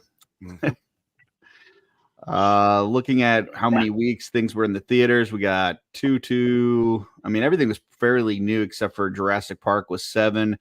Liar Liar is still holding at 16. They're just missed out the top 10, but nothing out there like significantly long. But I mean, really a lot of good movies here. I mean, I would have enjoyed most of those. So yeah, good week. Yeah, for sure. Any closing thoughts on This Week in Theaters? Other than, you know, My Best Friend's Wedding is a piece of shit movie. No. All right. Let's close that out. Okay. Primary objective. So now this one was this you, Alexander, that came up with this one? Yeah. Okay. So break it down. What are we talking about for primary objective now that we're an hour and 45 minutes into the show? We got 15 minutes left to talk about this. No, like I recently did an episode of New to Mythics Yeah. with Schmermerberger. And I've said this for a while. I've not been very vocal about it with being on shows, and it's just been between me and a couple of friends of mine. We have our own little collector codes. Mhm. Everyone has their own collector code. You probably just don't. I mean, obviously don't say it like that, but just the code that you go by in collecting whatever you collect. And this obviously is just action figures and the toy genre, if you will. And so you're saying like the parameters that you put on yourself for collecting, like what type of things that you collect, give us some more information on what you mean by code. So it's what you put on your shelves, why you put it on your shelves. Basically, like it's just why it is you collect what it is you collect. Okay. You want to start, or is there anybody who wants to start? I guess. Yeah, I can. I guess. Okay, go ahead. Yeah, give us an example. If you look at my shelves, they're 90% mythic stuff, but they're very mixed in with a lot of stuff that is newer articulation, but it's stuff from my childhood that kicks a memory in me. Yeah. And then there's other things that I've bought. I'm like, I don't know what this is, but I'm buying it because it'll look good on this particular shelf. A lot of my shelves are adventure parties, really. I have like a whole shelf just for like Arctic figures and that kind of. Oh, that's cool. I need to see a picture of that. It's in disarray right now because I got two new I shelves. love Arctic stuff. It's my whole collection is in disarray right now. So, but yeah, it's very much different adventure parties and whatever would look good in that scenario that I have set up. Gotcha. Well, real quick, we got the birthday boy joining us. Oh shit! Hey, happy birthday! Hey. Happy birthday! Hey, sorry, my headphones aren't working yet. Oh, he can't hear us. I can hear you. They're just not. Well, I guess I will go second just to give everybody else kind of time to think, even though Chris is going to be like, I collect Joes. And because I like Joe. Yeah, he'd be like Hank Hill. I collect G.I. Joes and Joe's accessories. But you got to say it in that accent. Yeah. I mean, obviously, I got a lot of mythic. We love Four Horsemen and do a lot of customizing, so that takes up all these detofs behind me. But in the garage, I've got a whole. Those racks like Greg has in his house, those ones that you can get from like Home Depot or Lowe's, the big like metal racking with the big wood shelves and stuff.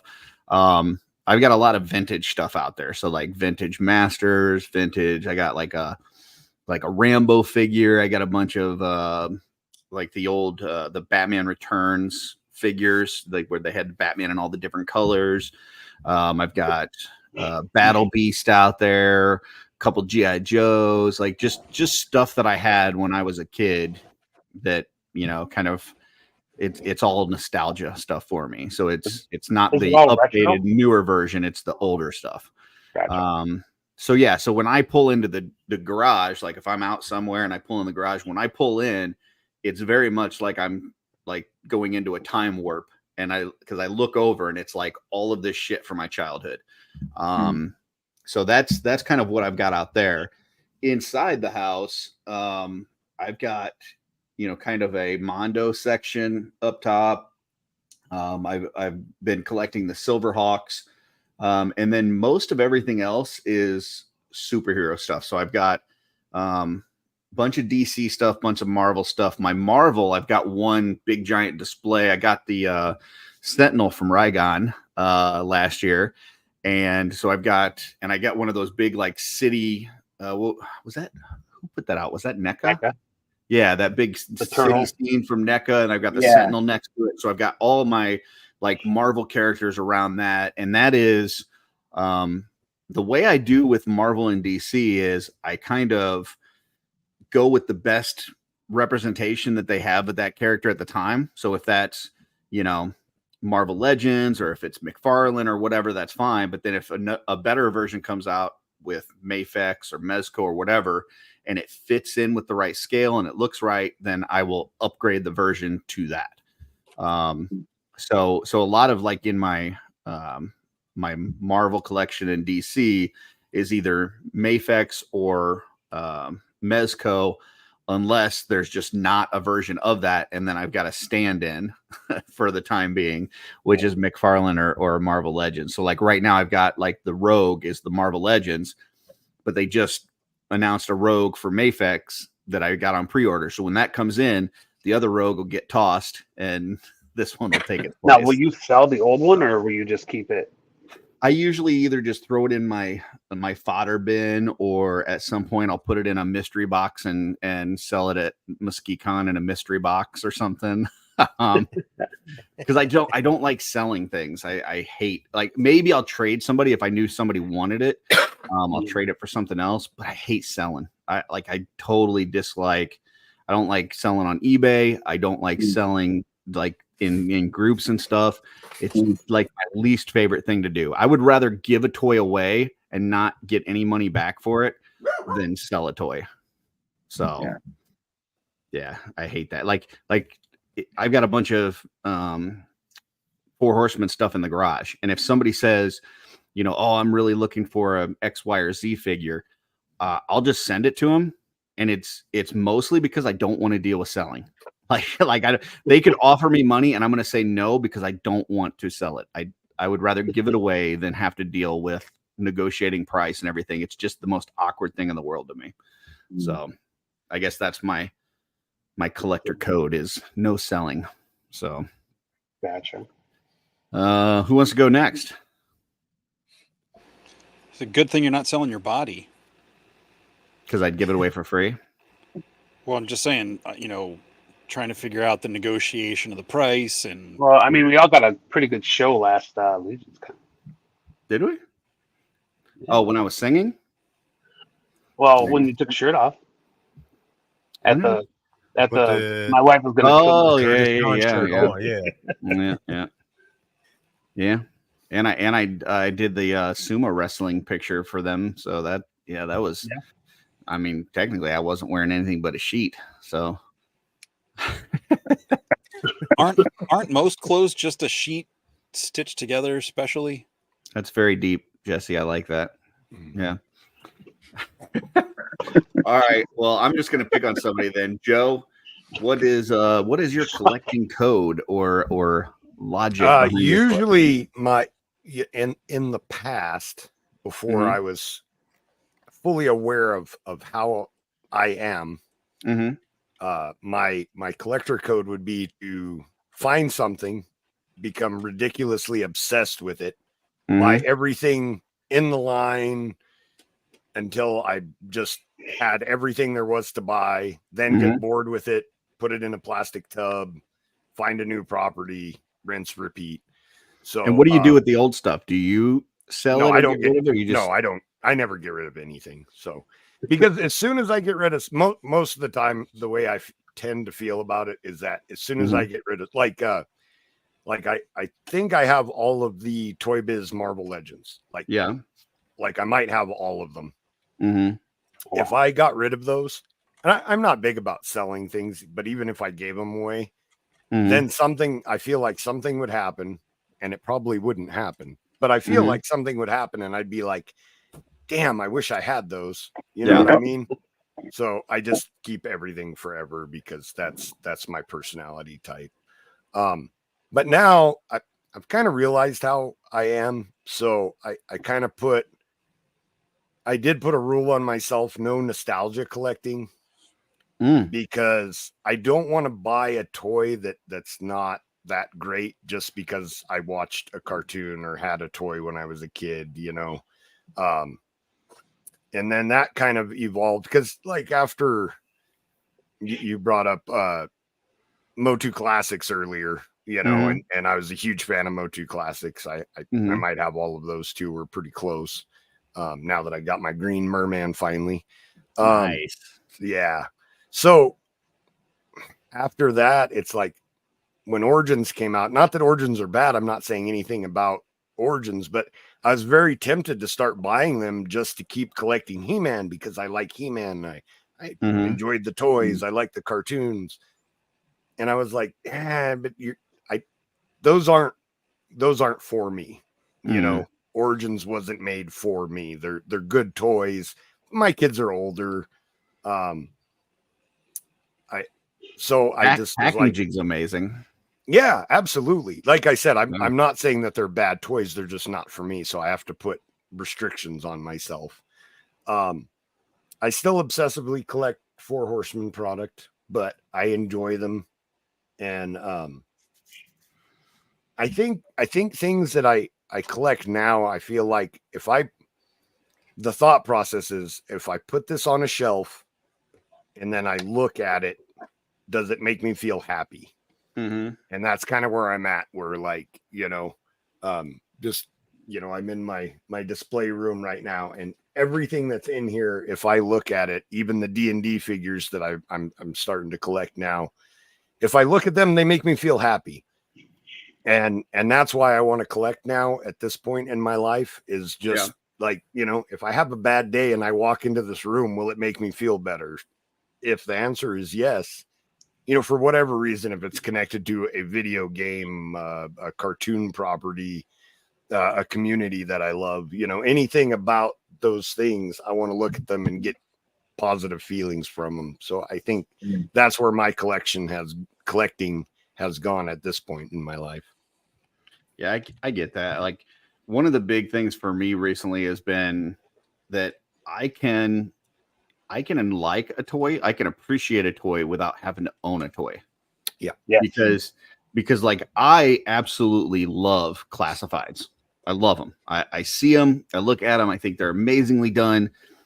I open them, and then after that, it's like I don't need it anymore. Like, I have I probably have, you know, like you said, went really hard. I probably have over $1,000 worth of classifieds just sitting in the box in the garage, and I have no desire to put them on display because they don't do anything for me on display. I think it's because they're so small. I think that scale just doesn't do much for me. Because I'm old and my eyes can't see that well. So, and I was gonna mention too, the longest consistent collecting that I've done is Mega Bloks Halo, because I started collecting those in 2009 when they first came out, and they're still releasing sets today, and it's owned by Mattel, and the distribution is terrible, and they're a lot harder to get. But I love Halo, and I love building brick stuff, and those still are some of my favorite toys. And whenever I look at them, they make me happy. So, well, that's and cool. I love the property, you know. So that's my longest tenured collection. I will say the classics though. Like, I moved into this house 3 or 4 years ago. 3 years ago. Anyway, and when I did, my classics went from the shelves. They got boxed up. We moved them here, and then I never unboxed them. And so they sat here for like 2 years without being touched in the garage. And I'm like, why am I keeping these things if I'm not going to display them? And so then I just sent them all to Justice Curry, and he just sent me a check. Like, that was the easiest transaction ever, because I didn't have to like pull everything out and match the accessories and take pictures and post it. Like, I just sent him like 3 massive boxes of figures, and then he sent me a check. So, but I did want to pull this up from Dylan. He said, I've gotten to a point where if I'm not at least 80% happy with how a company makes a figure, I won't buy it, even if I collect that line. So I wanted to pull this up real quick, because I made this a little while back. And this was my toy vendor buying guide. So if you guys haven't seen this before, basically you've got, here you've got a great toy, right? You go over and it's made by a great person. Like, so 4 Horsemen, great toys, great people. They're here in the green, all in all the time. All right. Then you've got like, let's say, Action Force, right? And you've got Gray Toy, and then so it's so it's like right here in the yellow. So I might buy some, right? If it's a terrible toy and a terrible person, won't buy any. If it's a good toy, Who is it? Good person. Who's the terrible Right, I'm waiting person for with that. terrible toys? Who I goes want in to the red? know. You could put the premium DNA logo on that red box. So this is the little buying guide I put together. So like with Defenders of Eden, Armies of Ashmore, it's like great toys, good person, so definitely buying some. So there you go. Maybe that helps somebody out there. So just FYI. All right. Let's see. Rygon, what about you? What's your collecting code or strategy? So the one I will say that I stay away from 1/6. The 89 Batman is the only one that I've ordered, and it will remain that way. Sure. Because I Until they make the do not want to. Yeah. I do not want to be in more debt than I already am from toy collecting. So there's that. Yeah, I'm staying away from that, Curtis. There ain't no fucking way. You won't tempt me. I may have to do like the whole Bat family now. Oh, jeez. Yeah. Good grief. The one thing I will say is consistent is 4 Horsemen, and they're probably 95% of my display. Well, what little display I have, because everything else is boxed up back there. But I will say it's probably what photographs the best is usually how I base what I buy. Like AWOC, they articulate very well. It's great looking figures, Mythic Legions, all that shit. But I'm all over the place when it comes to that. Except for McFarlane. I try to stay away from that because fuck that guy. Todd's great. Oh, you don't like the sexy statues? Yeah. No. That's great. He does the best toe kicks, except for the Nickelodeon Playmates Turtles that have individual toes that kick. So you can kick one toe and not the other. I mean, that's the best toe kick around. So. Toe kicker. Yeah. But the thing that sucks is the figures that you want, they're hard to get a hold of. Like I got lucky with Eric picking up Superman Red for me. Shit. Yeah. I didn't think I was ever going to get that figure. Yeah, because they do all the exclusives at Target or exclusives at Walmart. And depending on what area you're in, most likely you're not ever going to see that in a store. So now you're paying extra for it. And Yeah. I hate that. That is one thing I definitely hate with McFarlane is all the different exclusives that he does. Because you can't just go online and order it. Like you have to like go to a specific place, and yeah, it's terrible. Yeah. Okay, Chris. Besides Joe's and a bunch of old Motu, what do you got? So I'll tell you, I got back into adult collecting sort of as a gag thing, right? Somebody gave me a G.I. Joe Sigma 6 back in like 2006 as like a grab bag thing. And I hadn't bought a toy, since I was probably like 14, 15. I actually have the last 2 Joes I bought still in the box. But it's something there just triggered something in my brain. And I've not been able to undo it since then. And from 2006 until probably like 2019, 2020, I was able to stay just buying Joes, right? But it was a slippery slope. It was, the modern era G.I. Joes. It was the sideshow 1/6 scale Joes. It was sort of anything they came out with that was a Joe type toy. I was interested in buying it. And then something gave out. And you know what it was? They stopped selling modern era Joes. And I was like, oh, so I need something else, right? Obviously, I've got some sort of addiction with buying stuff. And it was when they started selling the Transformers Siege. So I was like, oh, you know what? I didn't have a lot of Transformers as a kid. These look like the Generation 1 figures. Let me start picking these up, right? And then that became sort of the obsession, right? So then I started collecting the Transformers, and then that sort of morphed into, all right, well, let's get some Legends, right? But I didn't go too deep on the Legends. I actually ended up selling them all to Travis. That was the easiest sale I ever did. I just sent him, just like with Justice, sent him a giant box, and he PayPal'd me some money, and they were gone. So I was like, all right, so I'm just a Joe guy. Maybe I got some Transformers, right? And then Pete Bisciotti starts talking about the Super 7 TMNT, right? And this is where shit really blows wide open for me, because at that point I had no Masters, I had no Silverhawks, I had no McFarlane, I had no Thundercats, and then I was like, all right, so now I'm collecting everything, right? Well, within the last 6 months, I realized you can't collect everything. It's just it's too much. You cannot keep up. It's frustrating. The amount of stuff that I bought over the last 2-3 years that got closed out at Entertainment Earth for pennies on the dollar what I paid, that was super frustrating. So right now, I'm collecting G.I. Joe Classified. I pick and dabble with Marvel Legends and Transformers. I am still buying all the Masterverse, HeMan stuff. But what I've learned about myself is that I'm not ever happy with 1 or 2 figures. I'm not happy until the shelf has really started to build out to a team. And I know there's a lot of people that hate to display their stuff this way. I kind of like hey, it's school picture day. Everybody go stand on the risers, right? And line up. This is everybody in this, realm, right? Yeah. I don't know what it is. It's probably my OCD. To see the things lined up and everything, it just makes me happy, there's a big part of it too. Like I know I've showed this before. This was literally my G.I. Joe collection as a kid.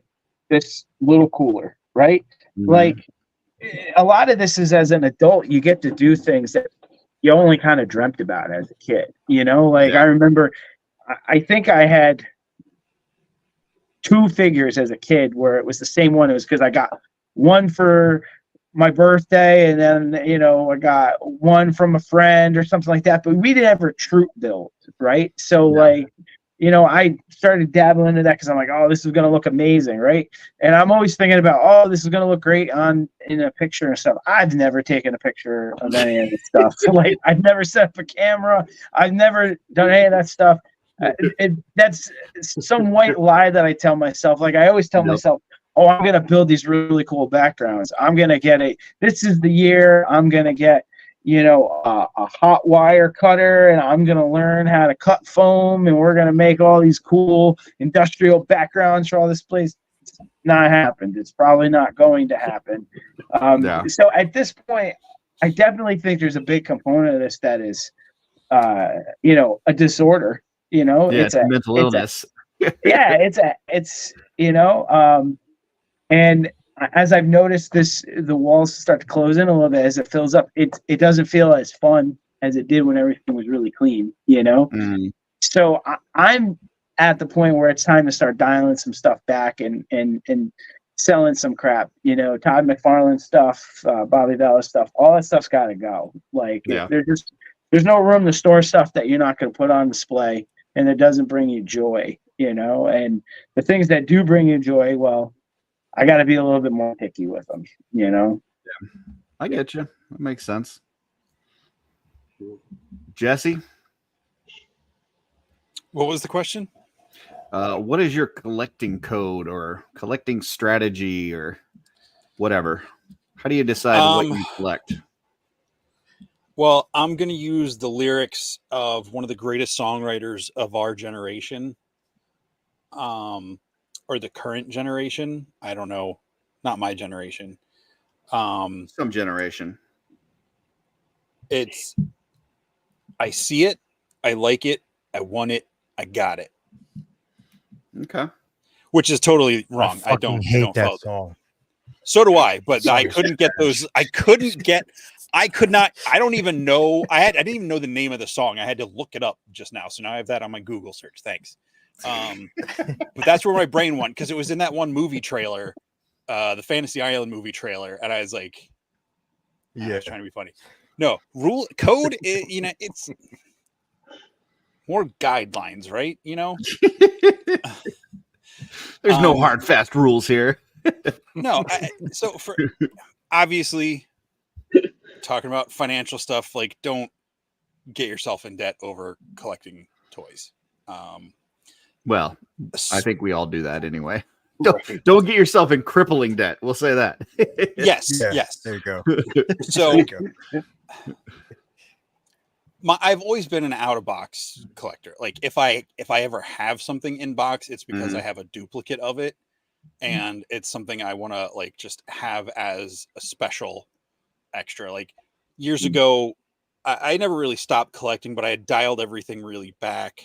For a while, I was only really collecting pops. I'd get a couple Marvel Legends here and there.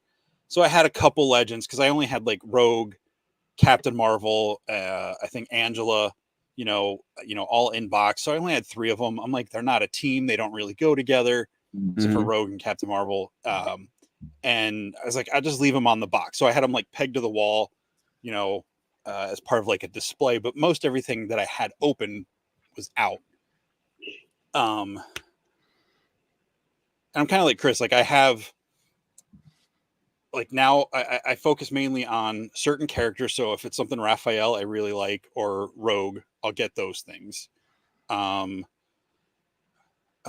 as far as like a lot of the main lines, I'm kind of done unless something very special jumps out, like a really cool version of the character. But I don't need like every version of Luke Skywalker. I don't need that. That's just keeping up with Black Series and Marvel Legends became impossible, even when I was mainly just focusing on the X-Men.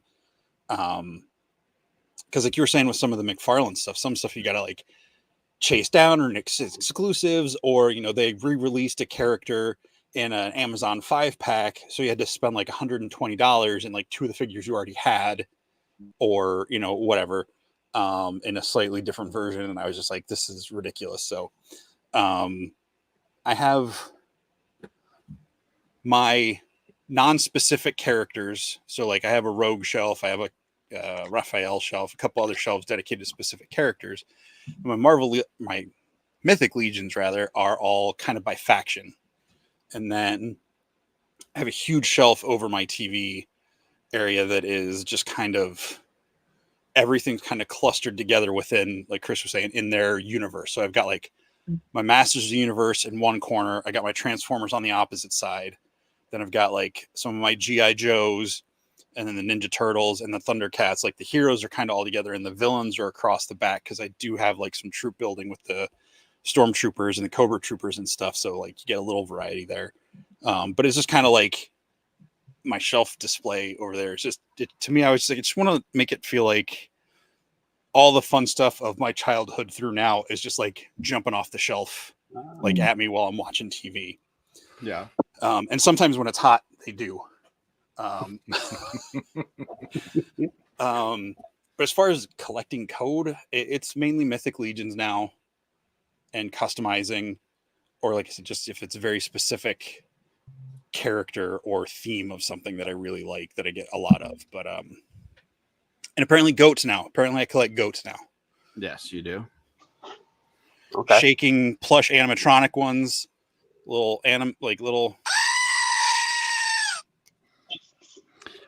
Yeah.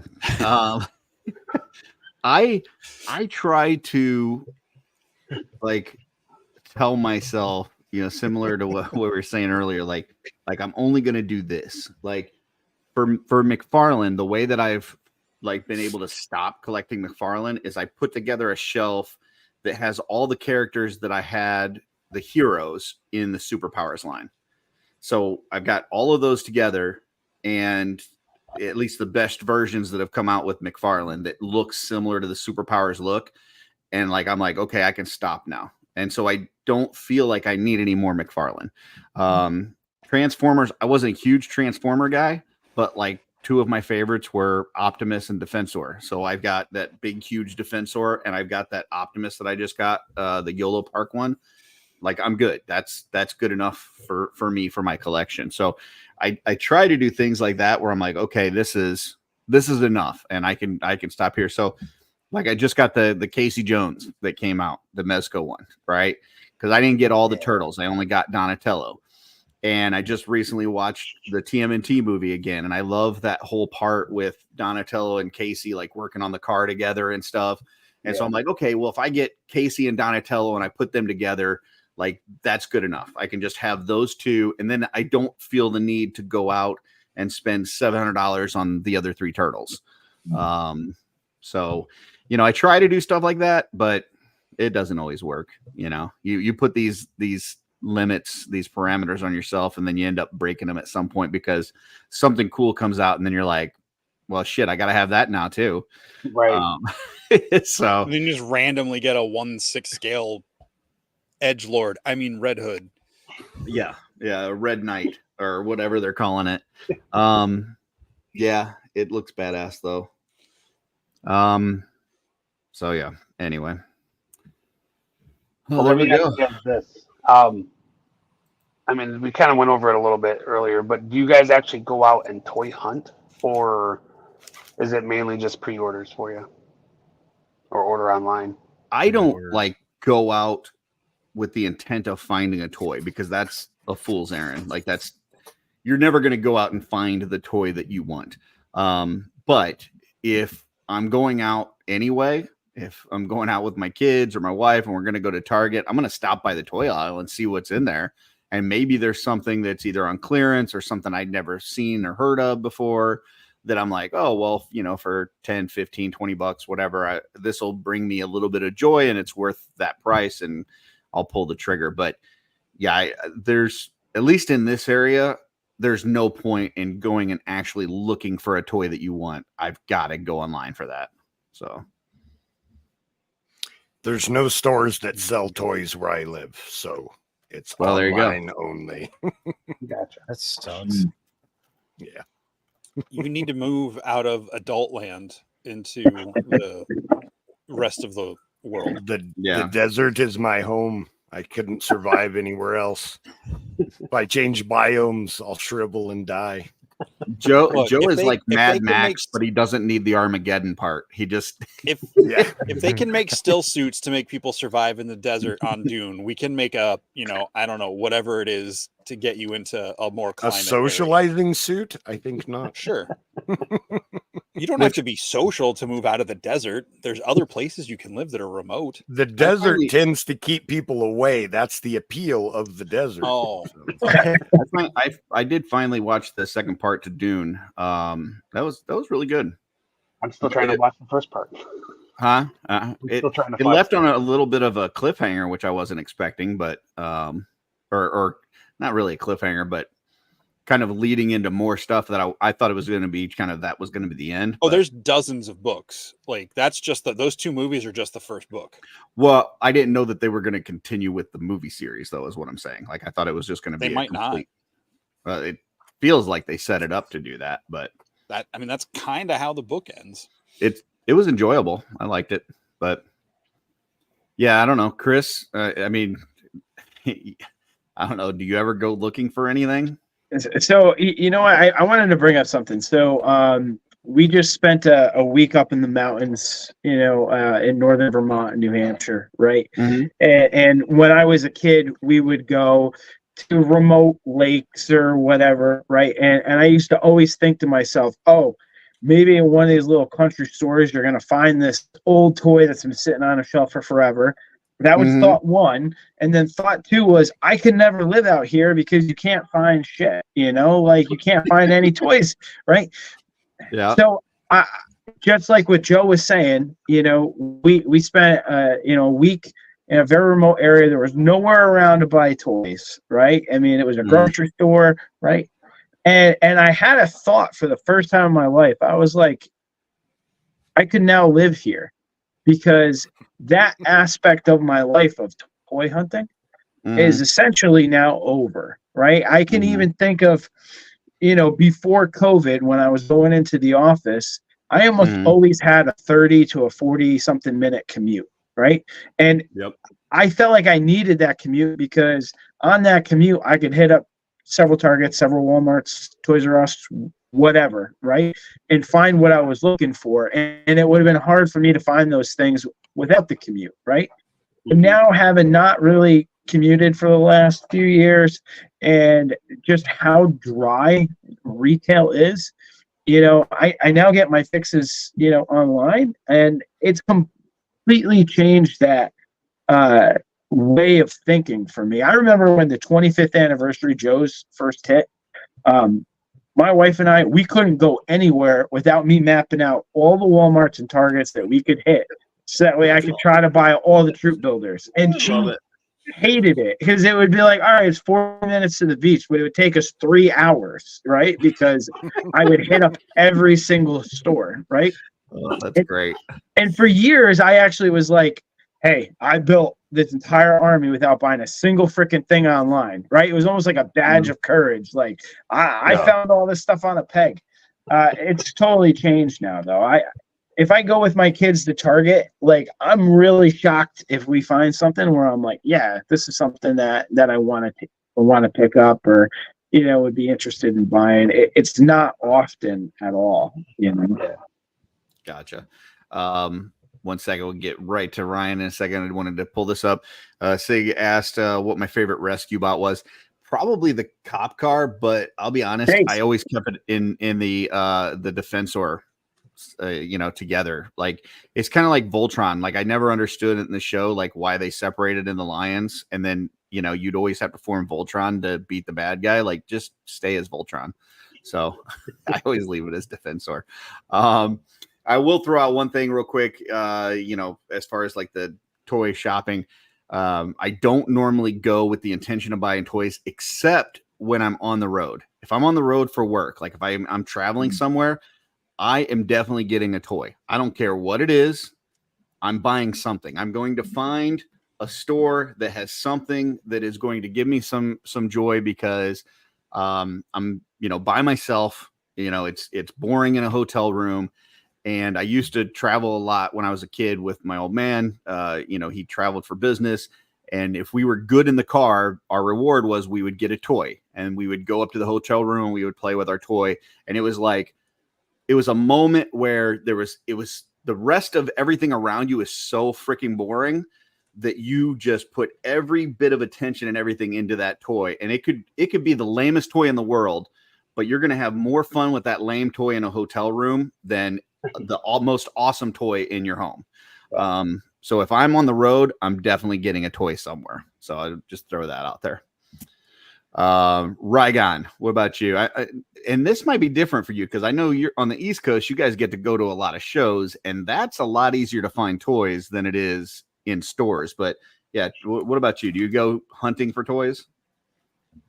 I don't even bother. The Walmart, I have a Walmart that's 5 minutes away. I feel like they've all but given up, and not just in the toy aisle, the whole store.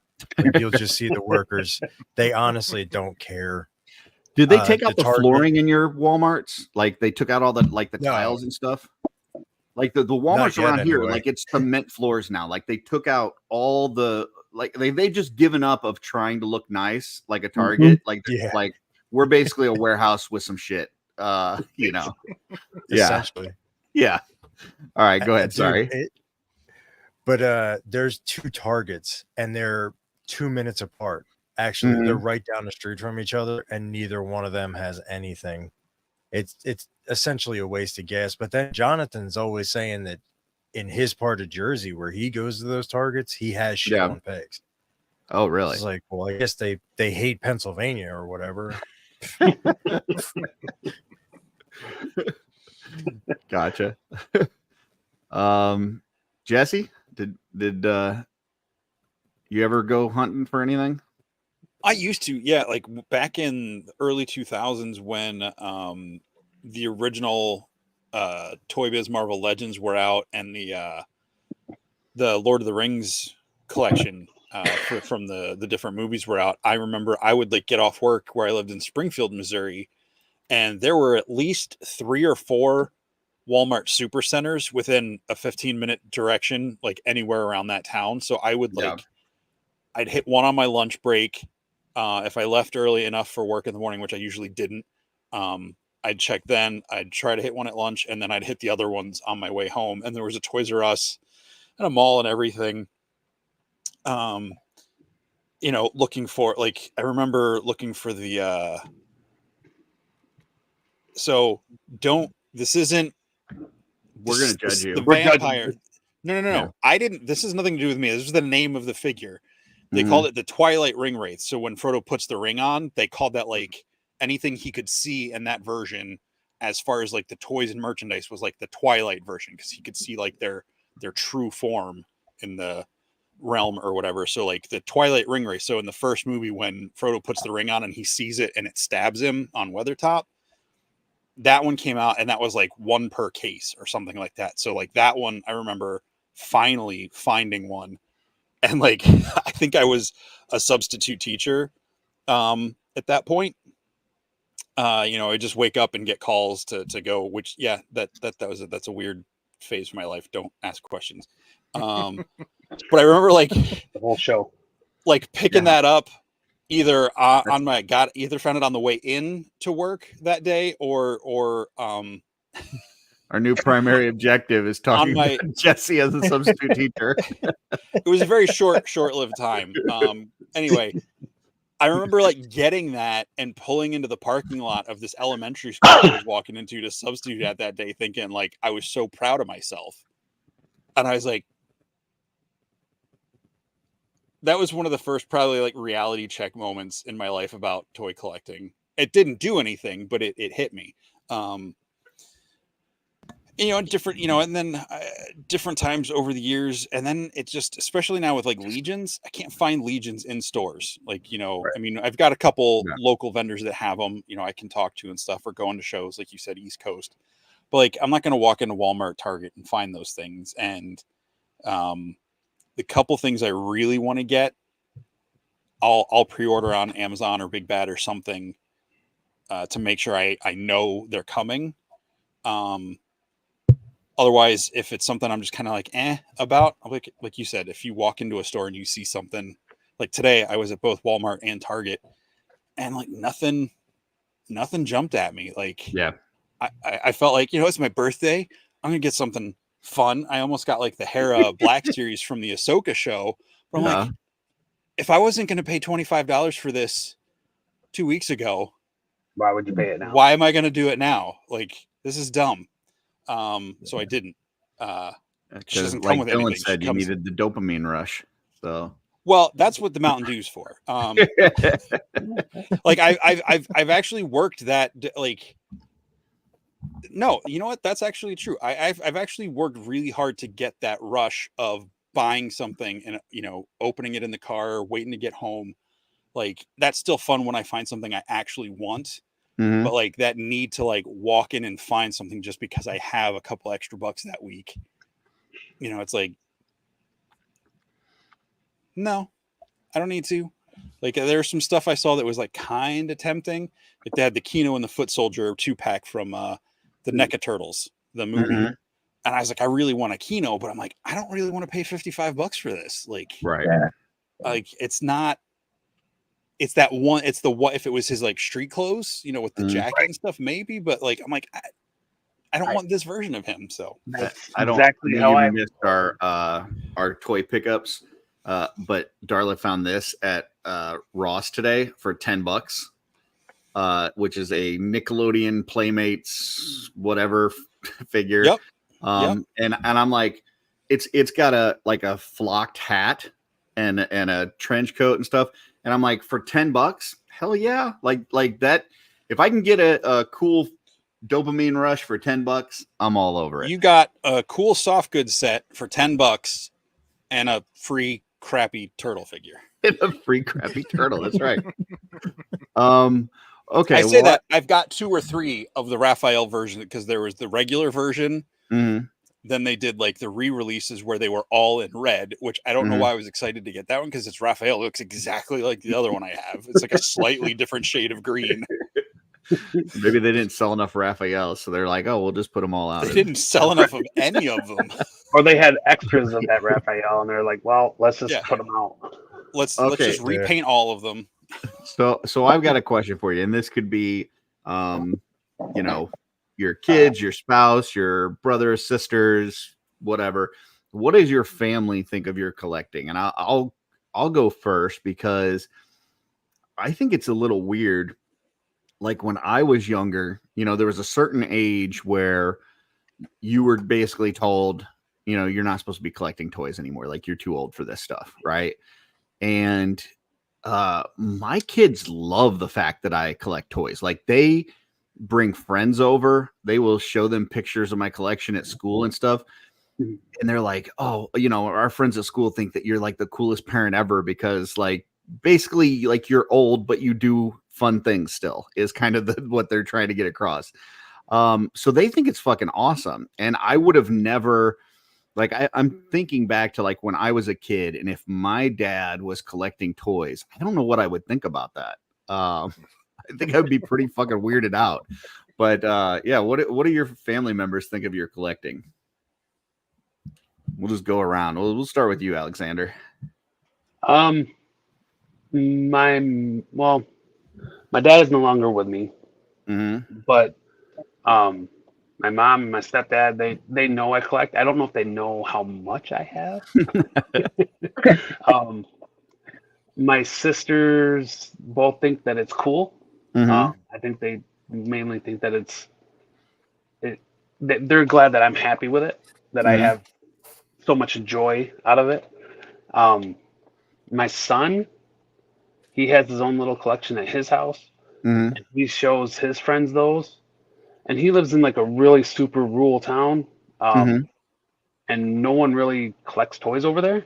Yeah. So he's like, yeah, my friend Malachi like looked at these and he's like, I think I want to start collecting these.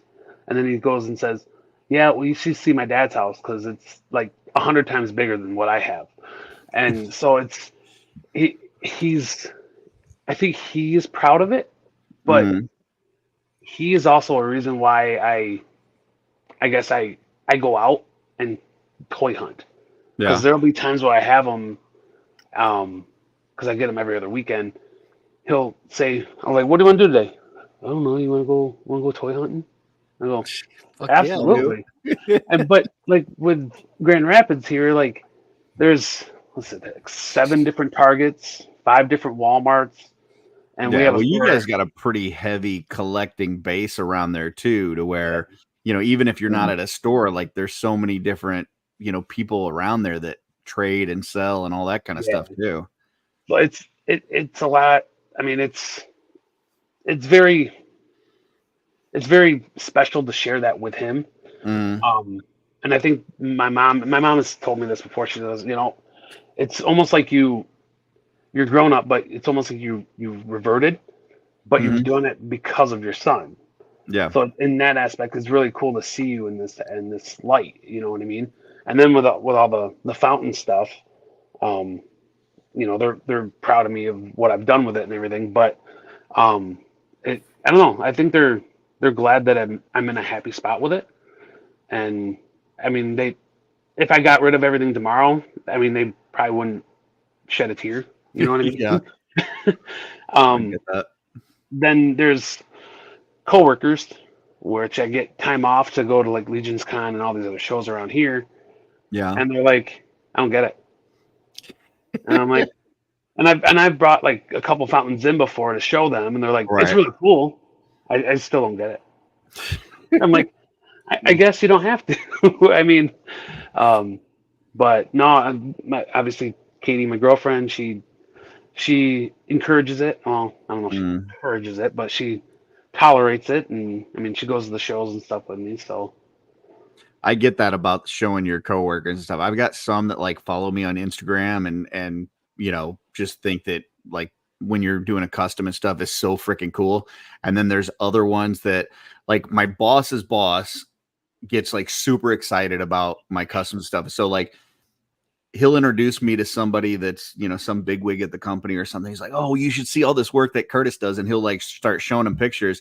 And you could see like sometimes their faces are just like, okay, this is fucking weird. You know, it's like some people are really into it. And some people are like, that's fucking weird, man. So Yeah. yeah, all right. What about you, Jesse? What does your family think about your collecting? I don't know. Well, you actually got your siblings figures, like as gifts, right? I've sent each of my siblings a Legion figure as a gift. Yeah. Yeah, I mean, my sister, I think she appreciated the thought. I mean, she's, she doesn't really collect anything. I mean, she was in the Air Force. I mean, she was like in Iraq doing, like bomb detection with dogs, like on vehicles coming into bases and stuff. So it's like, get her a junkyard of mutt. There you go. But I wanted to get them all a mythic, because that so I got her an Artemis just because, I mean, she's, like a princess, but she's also like, a warrior and, a queen and all that stuff. So I thought she would. Version 1 or version 2? Version 2. Oh yeah, that's the better one. Because I didn't even have a version 1 at the time. But my brother Gene is into, like, my oldest brother, he does like historical, like, reenactments and stuff. So I got him a Templar just because I thought that was the most realistic looking one to our world. Even though it's like not supposed to be. I thought Did that he would critique the shit out of it? No. Well, I mean, no. I think he had a couple comments overall, but it's just because that's just who he is. My brother Ed, I got him the Black Knight because he loves like Darth Vader and Darth Maul and, like, the black and red. So like he thought that was really cool. And my brother Joe, I gave him a dwarf because I remember he was huge. He was the guy I had the most attachment to, like with the Hobbit animated movie. He had like this whole art book from the movie, and he did this gorgeous piece of artwork when he was in high school of like the dwarves like creeping down one of the tunnels that he did with like colored, like the barrel color pencils. And his like art teacher kept it, like he never got it back. I remember him being so disappointed about that. I actually have a head. I painted for him to go with that dwarf. Like after I sent it to him, he wanted a custom head, and I keep forgetting to finish it and mail it to him. But like, Ed and his kids, like they collect some Funko stuff. My oldest brother, like he collects, like they would travel the world because he worked for the State Department, so he would collect masks. So like everybody's got a little bit of like the collecting bug in them to some extent, except really my sister. But my mom's supportive because she knows I'm happy. My dad, right, with his health conditions and everything, like he's just kind of like, whatever. It's like I don't get it. I mean, he's he asks about the shows and the conventions and stuff, right? And, is happy. I'm happy with it, but almost nobody ever gets to come here and see it. But like my coworkers that have come over or like friends are like, you have so many eyes looking at you in your apartment. I'm like, well, I never looked at it that way. Thanks, creepo. Now I'm not going to be able to get to sleep. But no, it's just, so like it's more coworkers and, friends that are aware of it. And most of my friends are in this community or are into other aspects of toy collecting or the geekery type stuff. Like I've not cut other people out, but like, it's just, I found the people I like being around and I spend time with them. Yeah, I get it. Absolutely. Chris, I'm guessing that your story is going to be similar to Alexander's because I know you've talked about, collecting with your son and stuff. But yeah, well, I mean, besides your kid, like what is, well, I mean, talk about him too, but what is your family think about your collecting?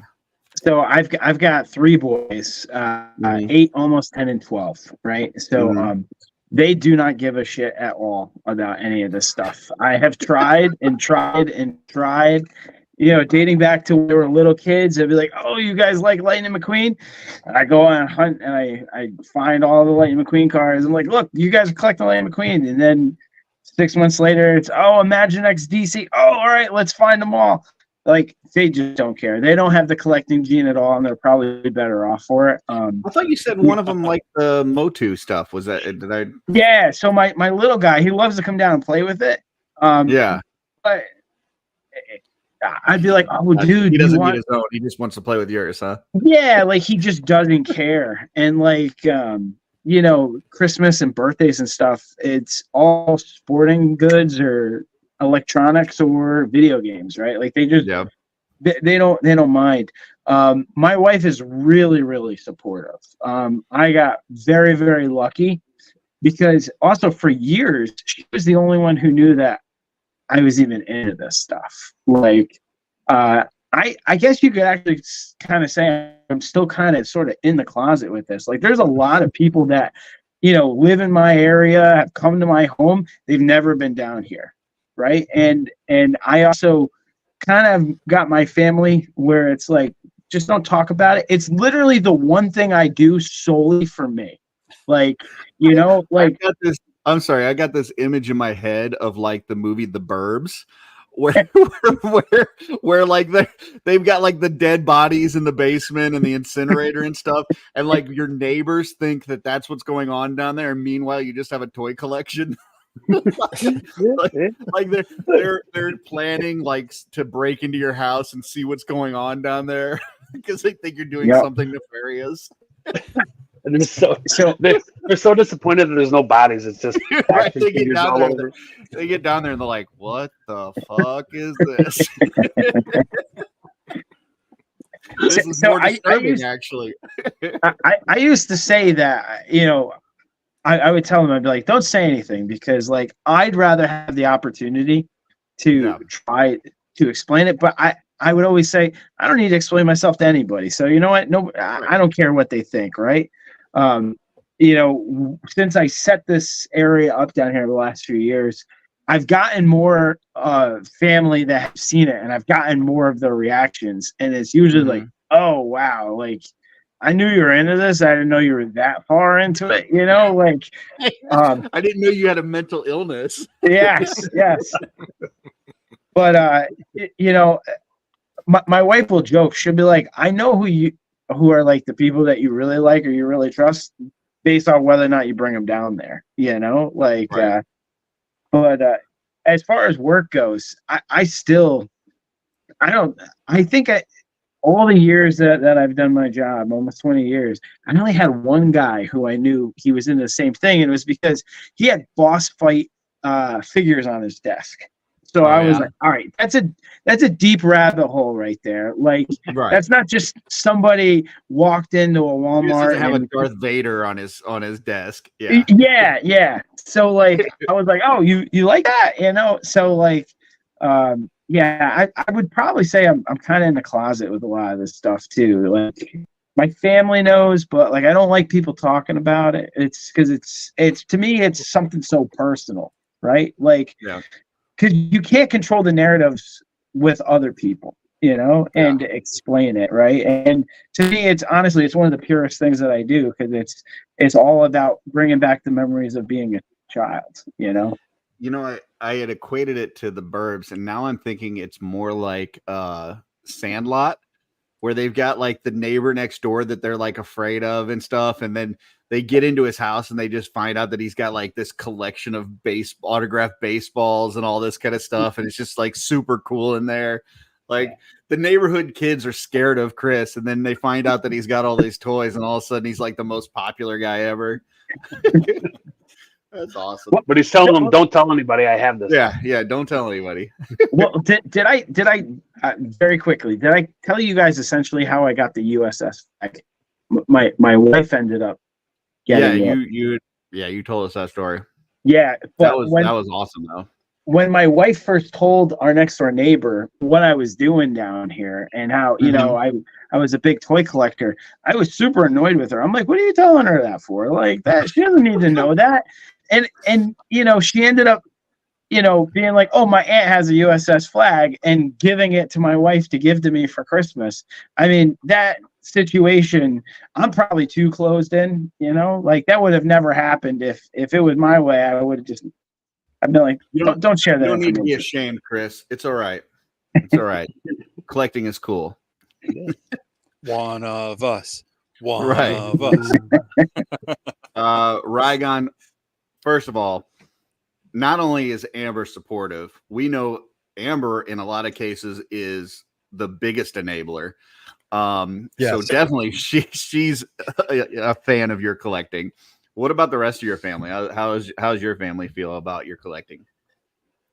So whenever I get something like at a family function or some shit like that, the question is always, oh, well, how much can you get for it if you sell it? It's like, that's not why I buy it. Yeah. I don't Right. buy How much it is just this to turn worth? around and That is sell that it. is the question. Yeah. How much is this worth? I get that all the time, except for my cousin who, Jesse, you met at PowerCon when he was at the Ox Crew reveal. He was like, dude, I get it now. The story, the way the figures look, this is awesome. But he was like, I can't go down that rabbit hole because I got 2 kids and they're in like 40 different fucking sports and stuff like that. So all the sports. But right. I would say for the most part, they're supportive. I mean, they don't get it because why would they? It's a grown man. He's still playing with toys. And I'm like, hey, fuck you if you don't like it, you son of a bitch. But yeah. Nobody at work knows.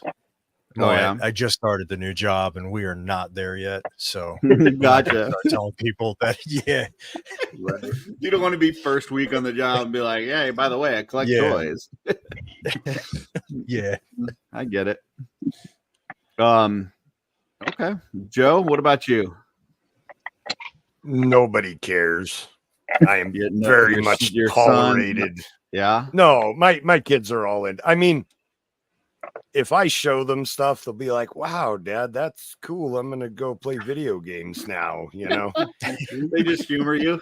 Yeah, that's it, definitely what it is. Gotcha. Sometimes I'll talk to my girlfriend about toys, and she looks like the Undertaker, like her eyes rolling back in her head, you know.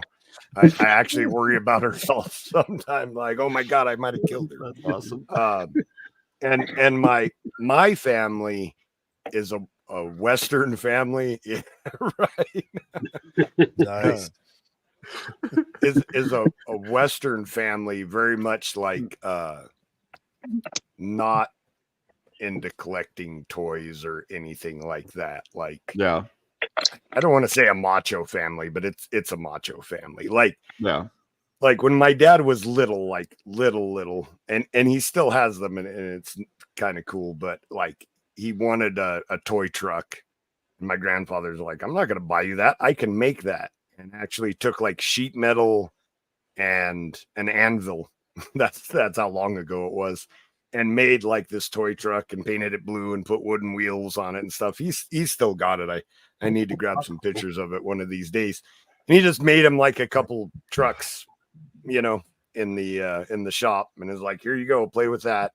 And then I don't know, he probably got his first job when he was like 6 or 7, you know, and was like, I'm too old for toys now. Here I am, I'm 47, and I'm like, ooh, I'm excited for the new action figures, you know. So I don't talk to my folks about it. I mean, they know. I don't, like, you walk in my front door, and if you turn left, there's my whole Mythic Legions collection. Like, I don't hide it, but nobody cares. So. Yeah, I get that. I understand what you're saying. Mm-hmm.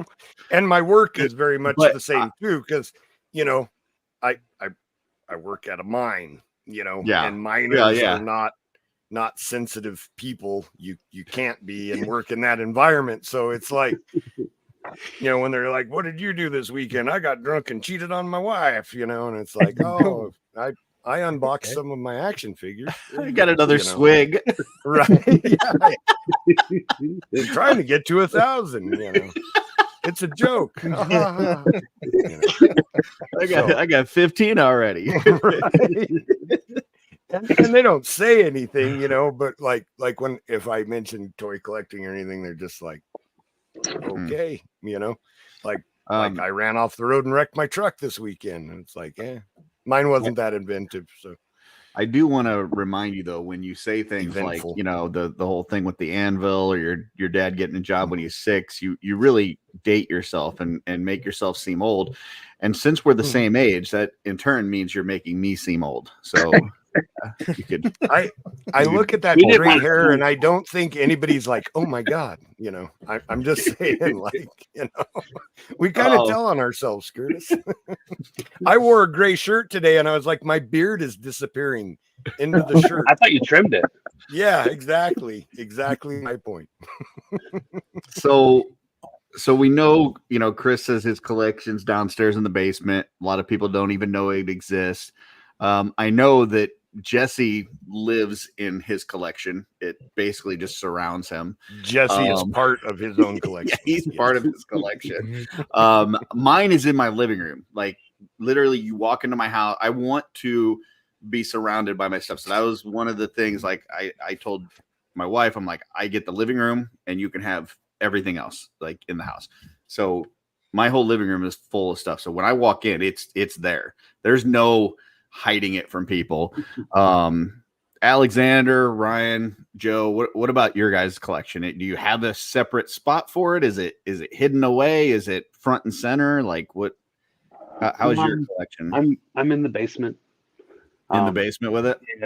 Yeah, and we got like a little like family area down here, and it's where we mainly watch TV and stuff. But I mean, it's all. I mean, it's my TV, and then shelves all around it, and then to the left of the TV is like the studio area here where I make all the fountains and stuff, and obviously there's gotcha shelves back there for the fountain stuff. So, but I mean, yeah, upstairs, no one can see anything from the upstairs. So, what about you, Ryan? Is your collection kind of all over the house, or is it secluded to one area?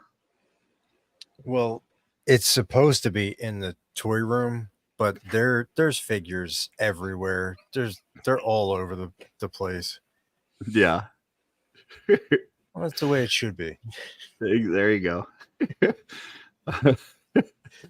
Yeah. So what about you? I saw that.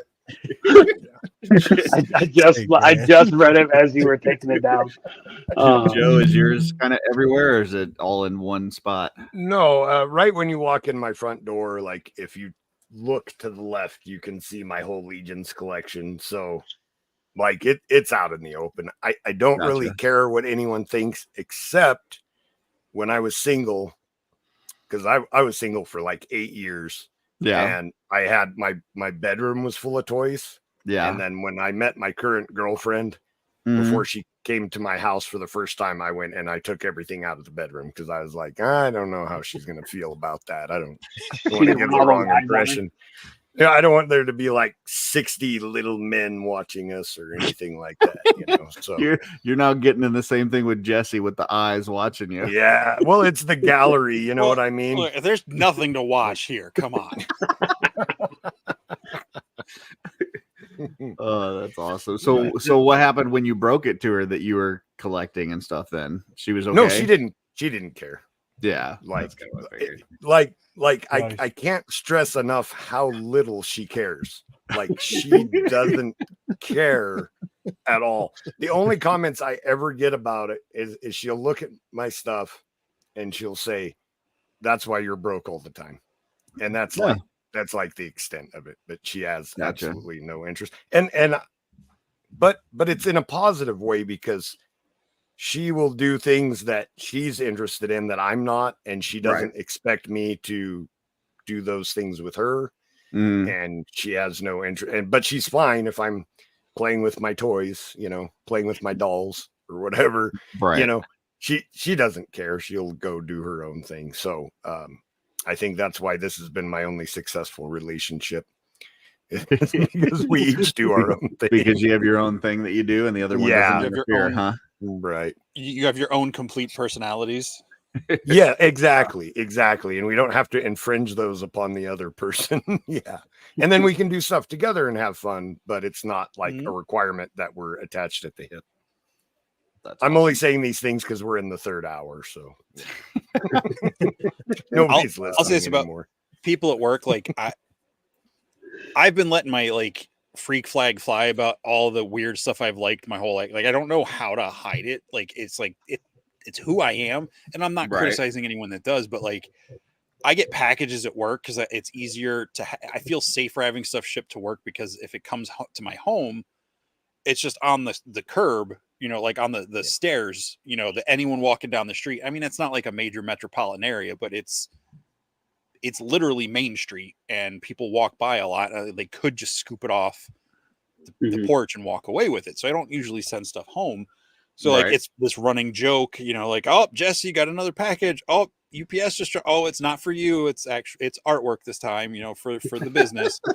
But like, I'm sitting in the break room, and I'm like I was sitting in the break room when I got my Wolf King order in last week, and I'm like, you know, I got my little wire cutters from the back, my workstation, and I'm like in there, like trying to like eat some pizza or cereal or whatever I had, and I'm like cutting the wires out and getting the figures out, and then getting the, you know, I got all my 3D printed heads lined up and thinking about, and people like, they're like, oh, you got some more of your little heads, huh? You know, it's like, and like, Len makes little heads.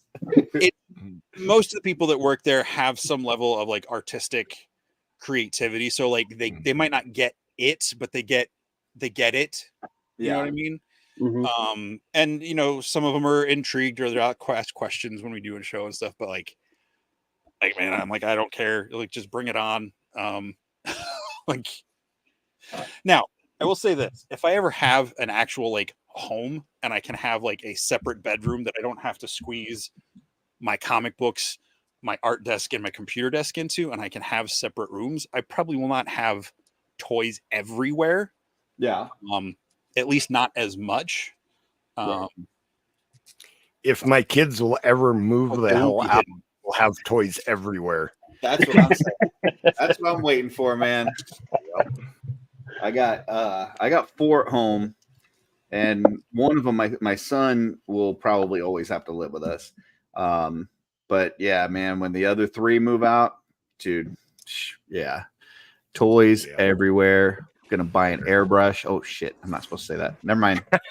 Scratch that. Purple gang, clip that. Yeah, somebody erase that. This isn't live, is it? Ken's not here. I don't know. 255.50. Sending Jordan a message right now. Yeah, things will change when my kids move out. So it's like that meme where it's like, you know, if I win the lottery, I won't tell anybody, but you'll know. And it's like they're like a gray skull is their house or something. Yeah, that'll be me. Like when my kids move out, you're gonna fucking know it. Hell yeah, I have shit everywhere. So well, Darla's gonna have to have her studio too. Yeah, that's true. Right now, my office for work is, because I work from home, my office is in our bedroom. Her sewing station is in our bedroom. And then I do my customs in the living room. So yeah, that, you know, when the kids move out, there's definitely going to be like a room for my customs and for her to work, and I'll probably have my own office, and yeah, we're just going to spread shit out, but there will also be more room for toys. So, oh yeah. Wait a second. You're spreading shit out and making room for toys? Yeah. I thought you got your toilet fixed. Hey-o. I did. Good stuff. Yeah. So, how do you survive with working in your bedroom? So I did that for a while, and I hated it because I felt like I never left that room. You know. Well, first of all, my work from home is interesting because I'm basically on call 24/7. So I work for Coca-Cola and I support 18 different DCs, 18 different distribution centers for their delivery departments. So I help them like roll out new processes and new technology and stuff. But I'm also on call when shit goes wrong. So I'm on call 24/7. But there's a lot of days where I may have like one meeting the whole day for like an hour, and then the rest of my day is just open. So there's a lot of free time. So it's not like I'm just stuck up there the whole time. I did have it down here at one point. When I first started working from home, I had it downstairs, and everybody would just bother me. Like, because not that they were trying to bother me, but it was like they would see me at home, and so they thought that meant I was available and they could just come and talk to me, but I would be in the middle of shit. So, you know, being out in the open was terrible. So being in my room, if I need to, I can shut the door. I don't have to worry about them coming in, and I can be, quiet. And then it also gives me an area to where when I'm done, I can leave that behind, go downstairs, and it's like I'm able to kind of mentally turn off work for a bit. So for me, it works out well. Plus, we do have a huge bedroom, which is nice because it gives us room to where I can put my desk on the one side. She's got her sewing stuff on the other, and we still have room for, everything else, and a walk-in closet and master bathroom, which that is the best thing in the world. Like, if you've ever lived without a master bathroom and you have kids and then you get a master bathroom, it's like you just hit the fucking lottery, man. All right, look, if you're going to talk about having a master bathroom, I'm going to start talking about all the trips I've gone on. I'm just saying, like, you don't have to worry about it because you don't have to share a bathroom with somebody else. But I'm telling you, when you have kids are fucking disgusting. They are they leave stuff everywhere. It is like, I don't even know how they get stuff like toothpaste on the walls, and like, what is going on? It's gross. And then like, inevitably, whenever you got to use the bathroom, they've just taken a shit. Every time they've just taken a shit. And like you said, no toilet paper. So having a master bathroom when you have kids is like the best thing in the world. So for anybody that's out there that has kids that they've only ever had a master bathroom, you've never had to live without it, thank your lucky stars and just count your blessings, because there's people out there in the world. Forget about the starving people and this and that. There's people out in the world that don't have master bathrooms. So just think about that, because man, that's the best. So I traded my wife the master bathroom access for the downstairs space here, because she wanted to make this a gym on one side of over here with like ellipticals and shit that you hang clothes on, right? And I was like, no. I need my space. I'm like, what's it gonna take?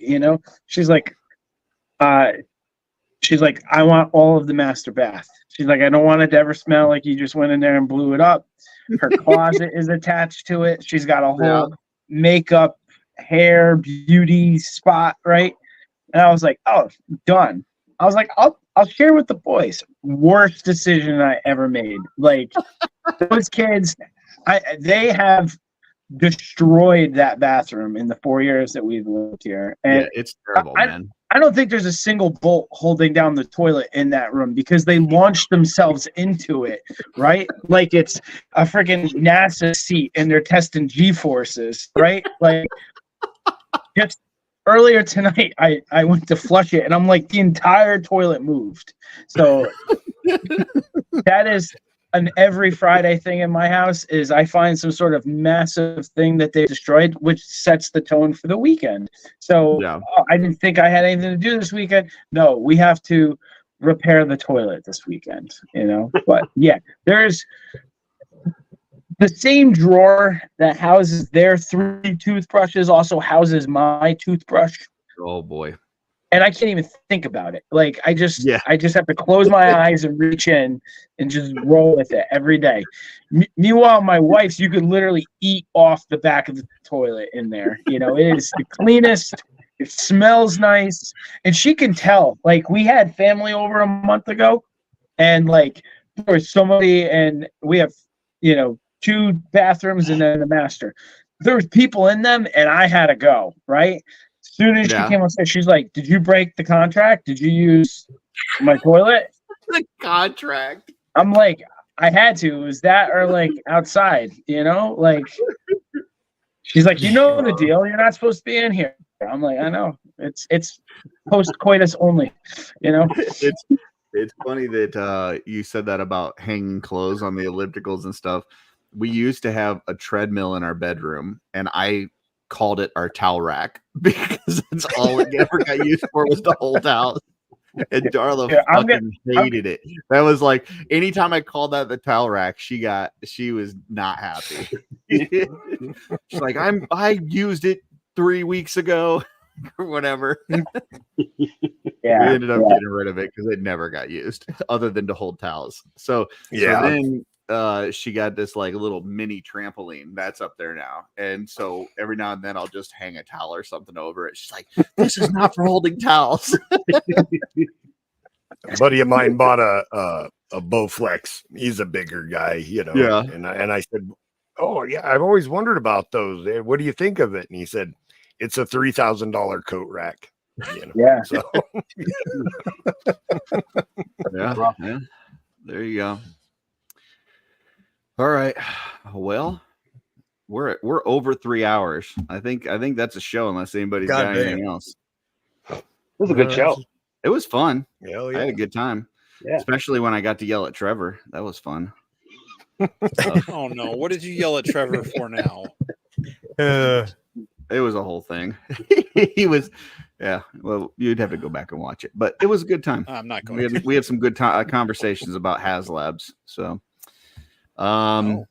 hey, everybody that stuck around, thank you. We appreciate everybody for sticking around and watching. We had a good time, even if nobody watched, but it was fun. Thanks, guys, for showing up. 2.0 crew, you guys rock. So, Rygon, you guys got a show tomorrow? I'm not sure yet, but I will be meeting Dylan and Hedgehog up in Little Falls, New Jersey for a little bit of lunch, and then we're going to hit Chubsy Wubsy. Awesome. That's fun. Yeah. Did he say something mean?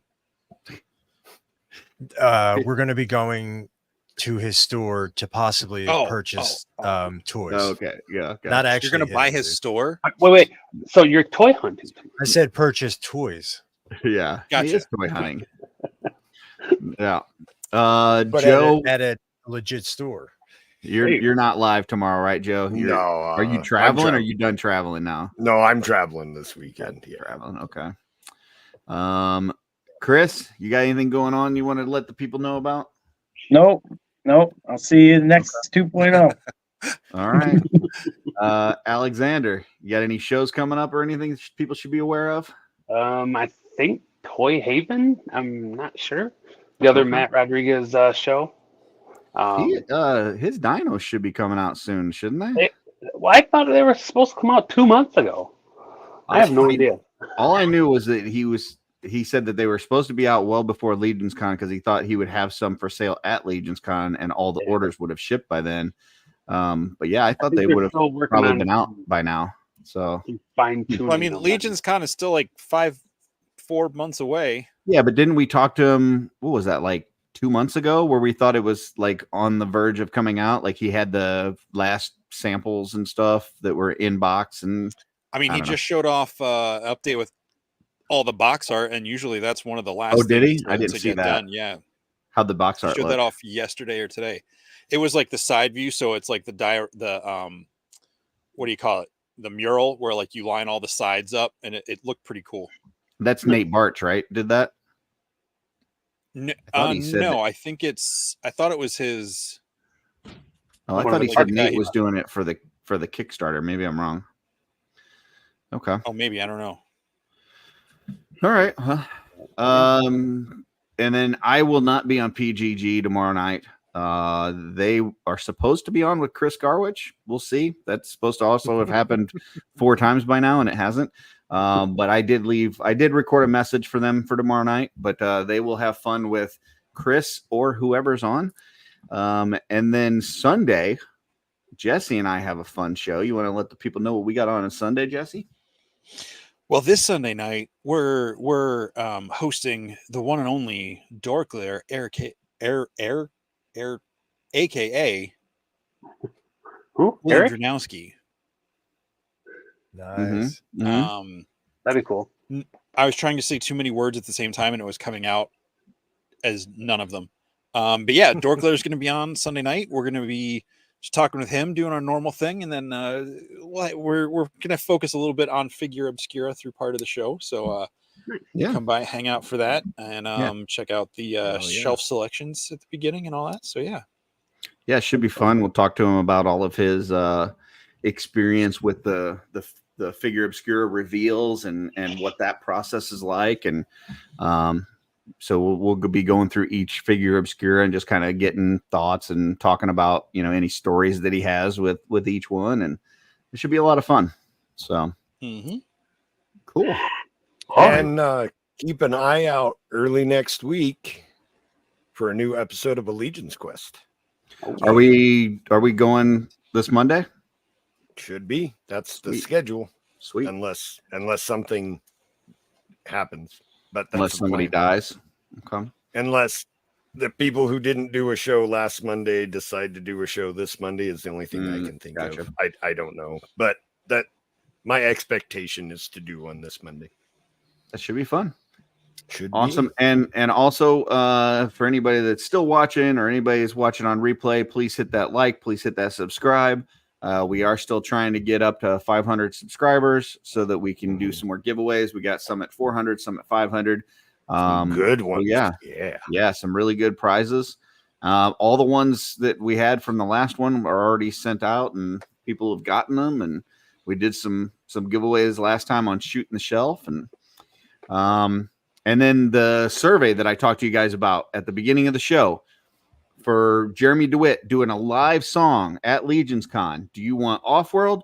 Do you want Shooting the Shelf? Or do you want a mashup of OffWorld, Shooting the Shelf, live version from Jeremy DeWitt at Legions Con? Let us know. We'll be making a post, making a poll in the Legend Daddy Facebook group. If you're not there, you can't vote. So yeah, get there and let's see what you guys say. Go from there. May need your guys' help tickling his satchel. What he said. Nope, not doing that. That's what it costs. So, all right, folks. I did not agree to pay anything.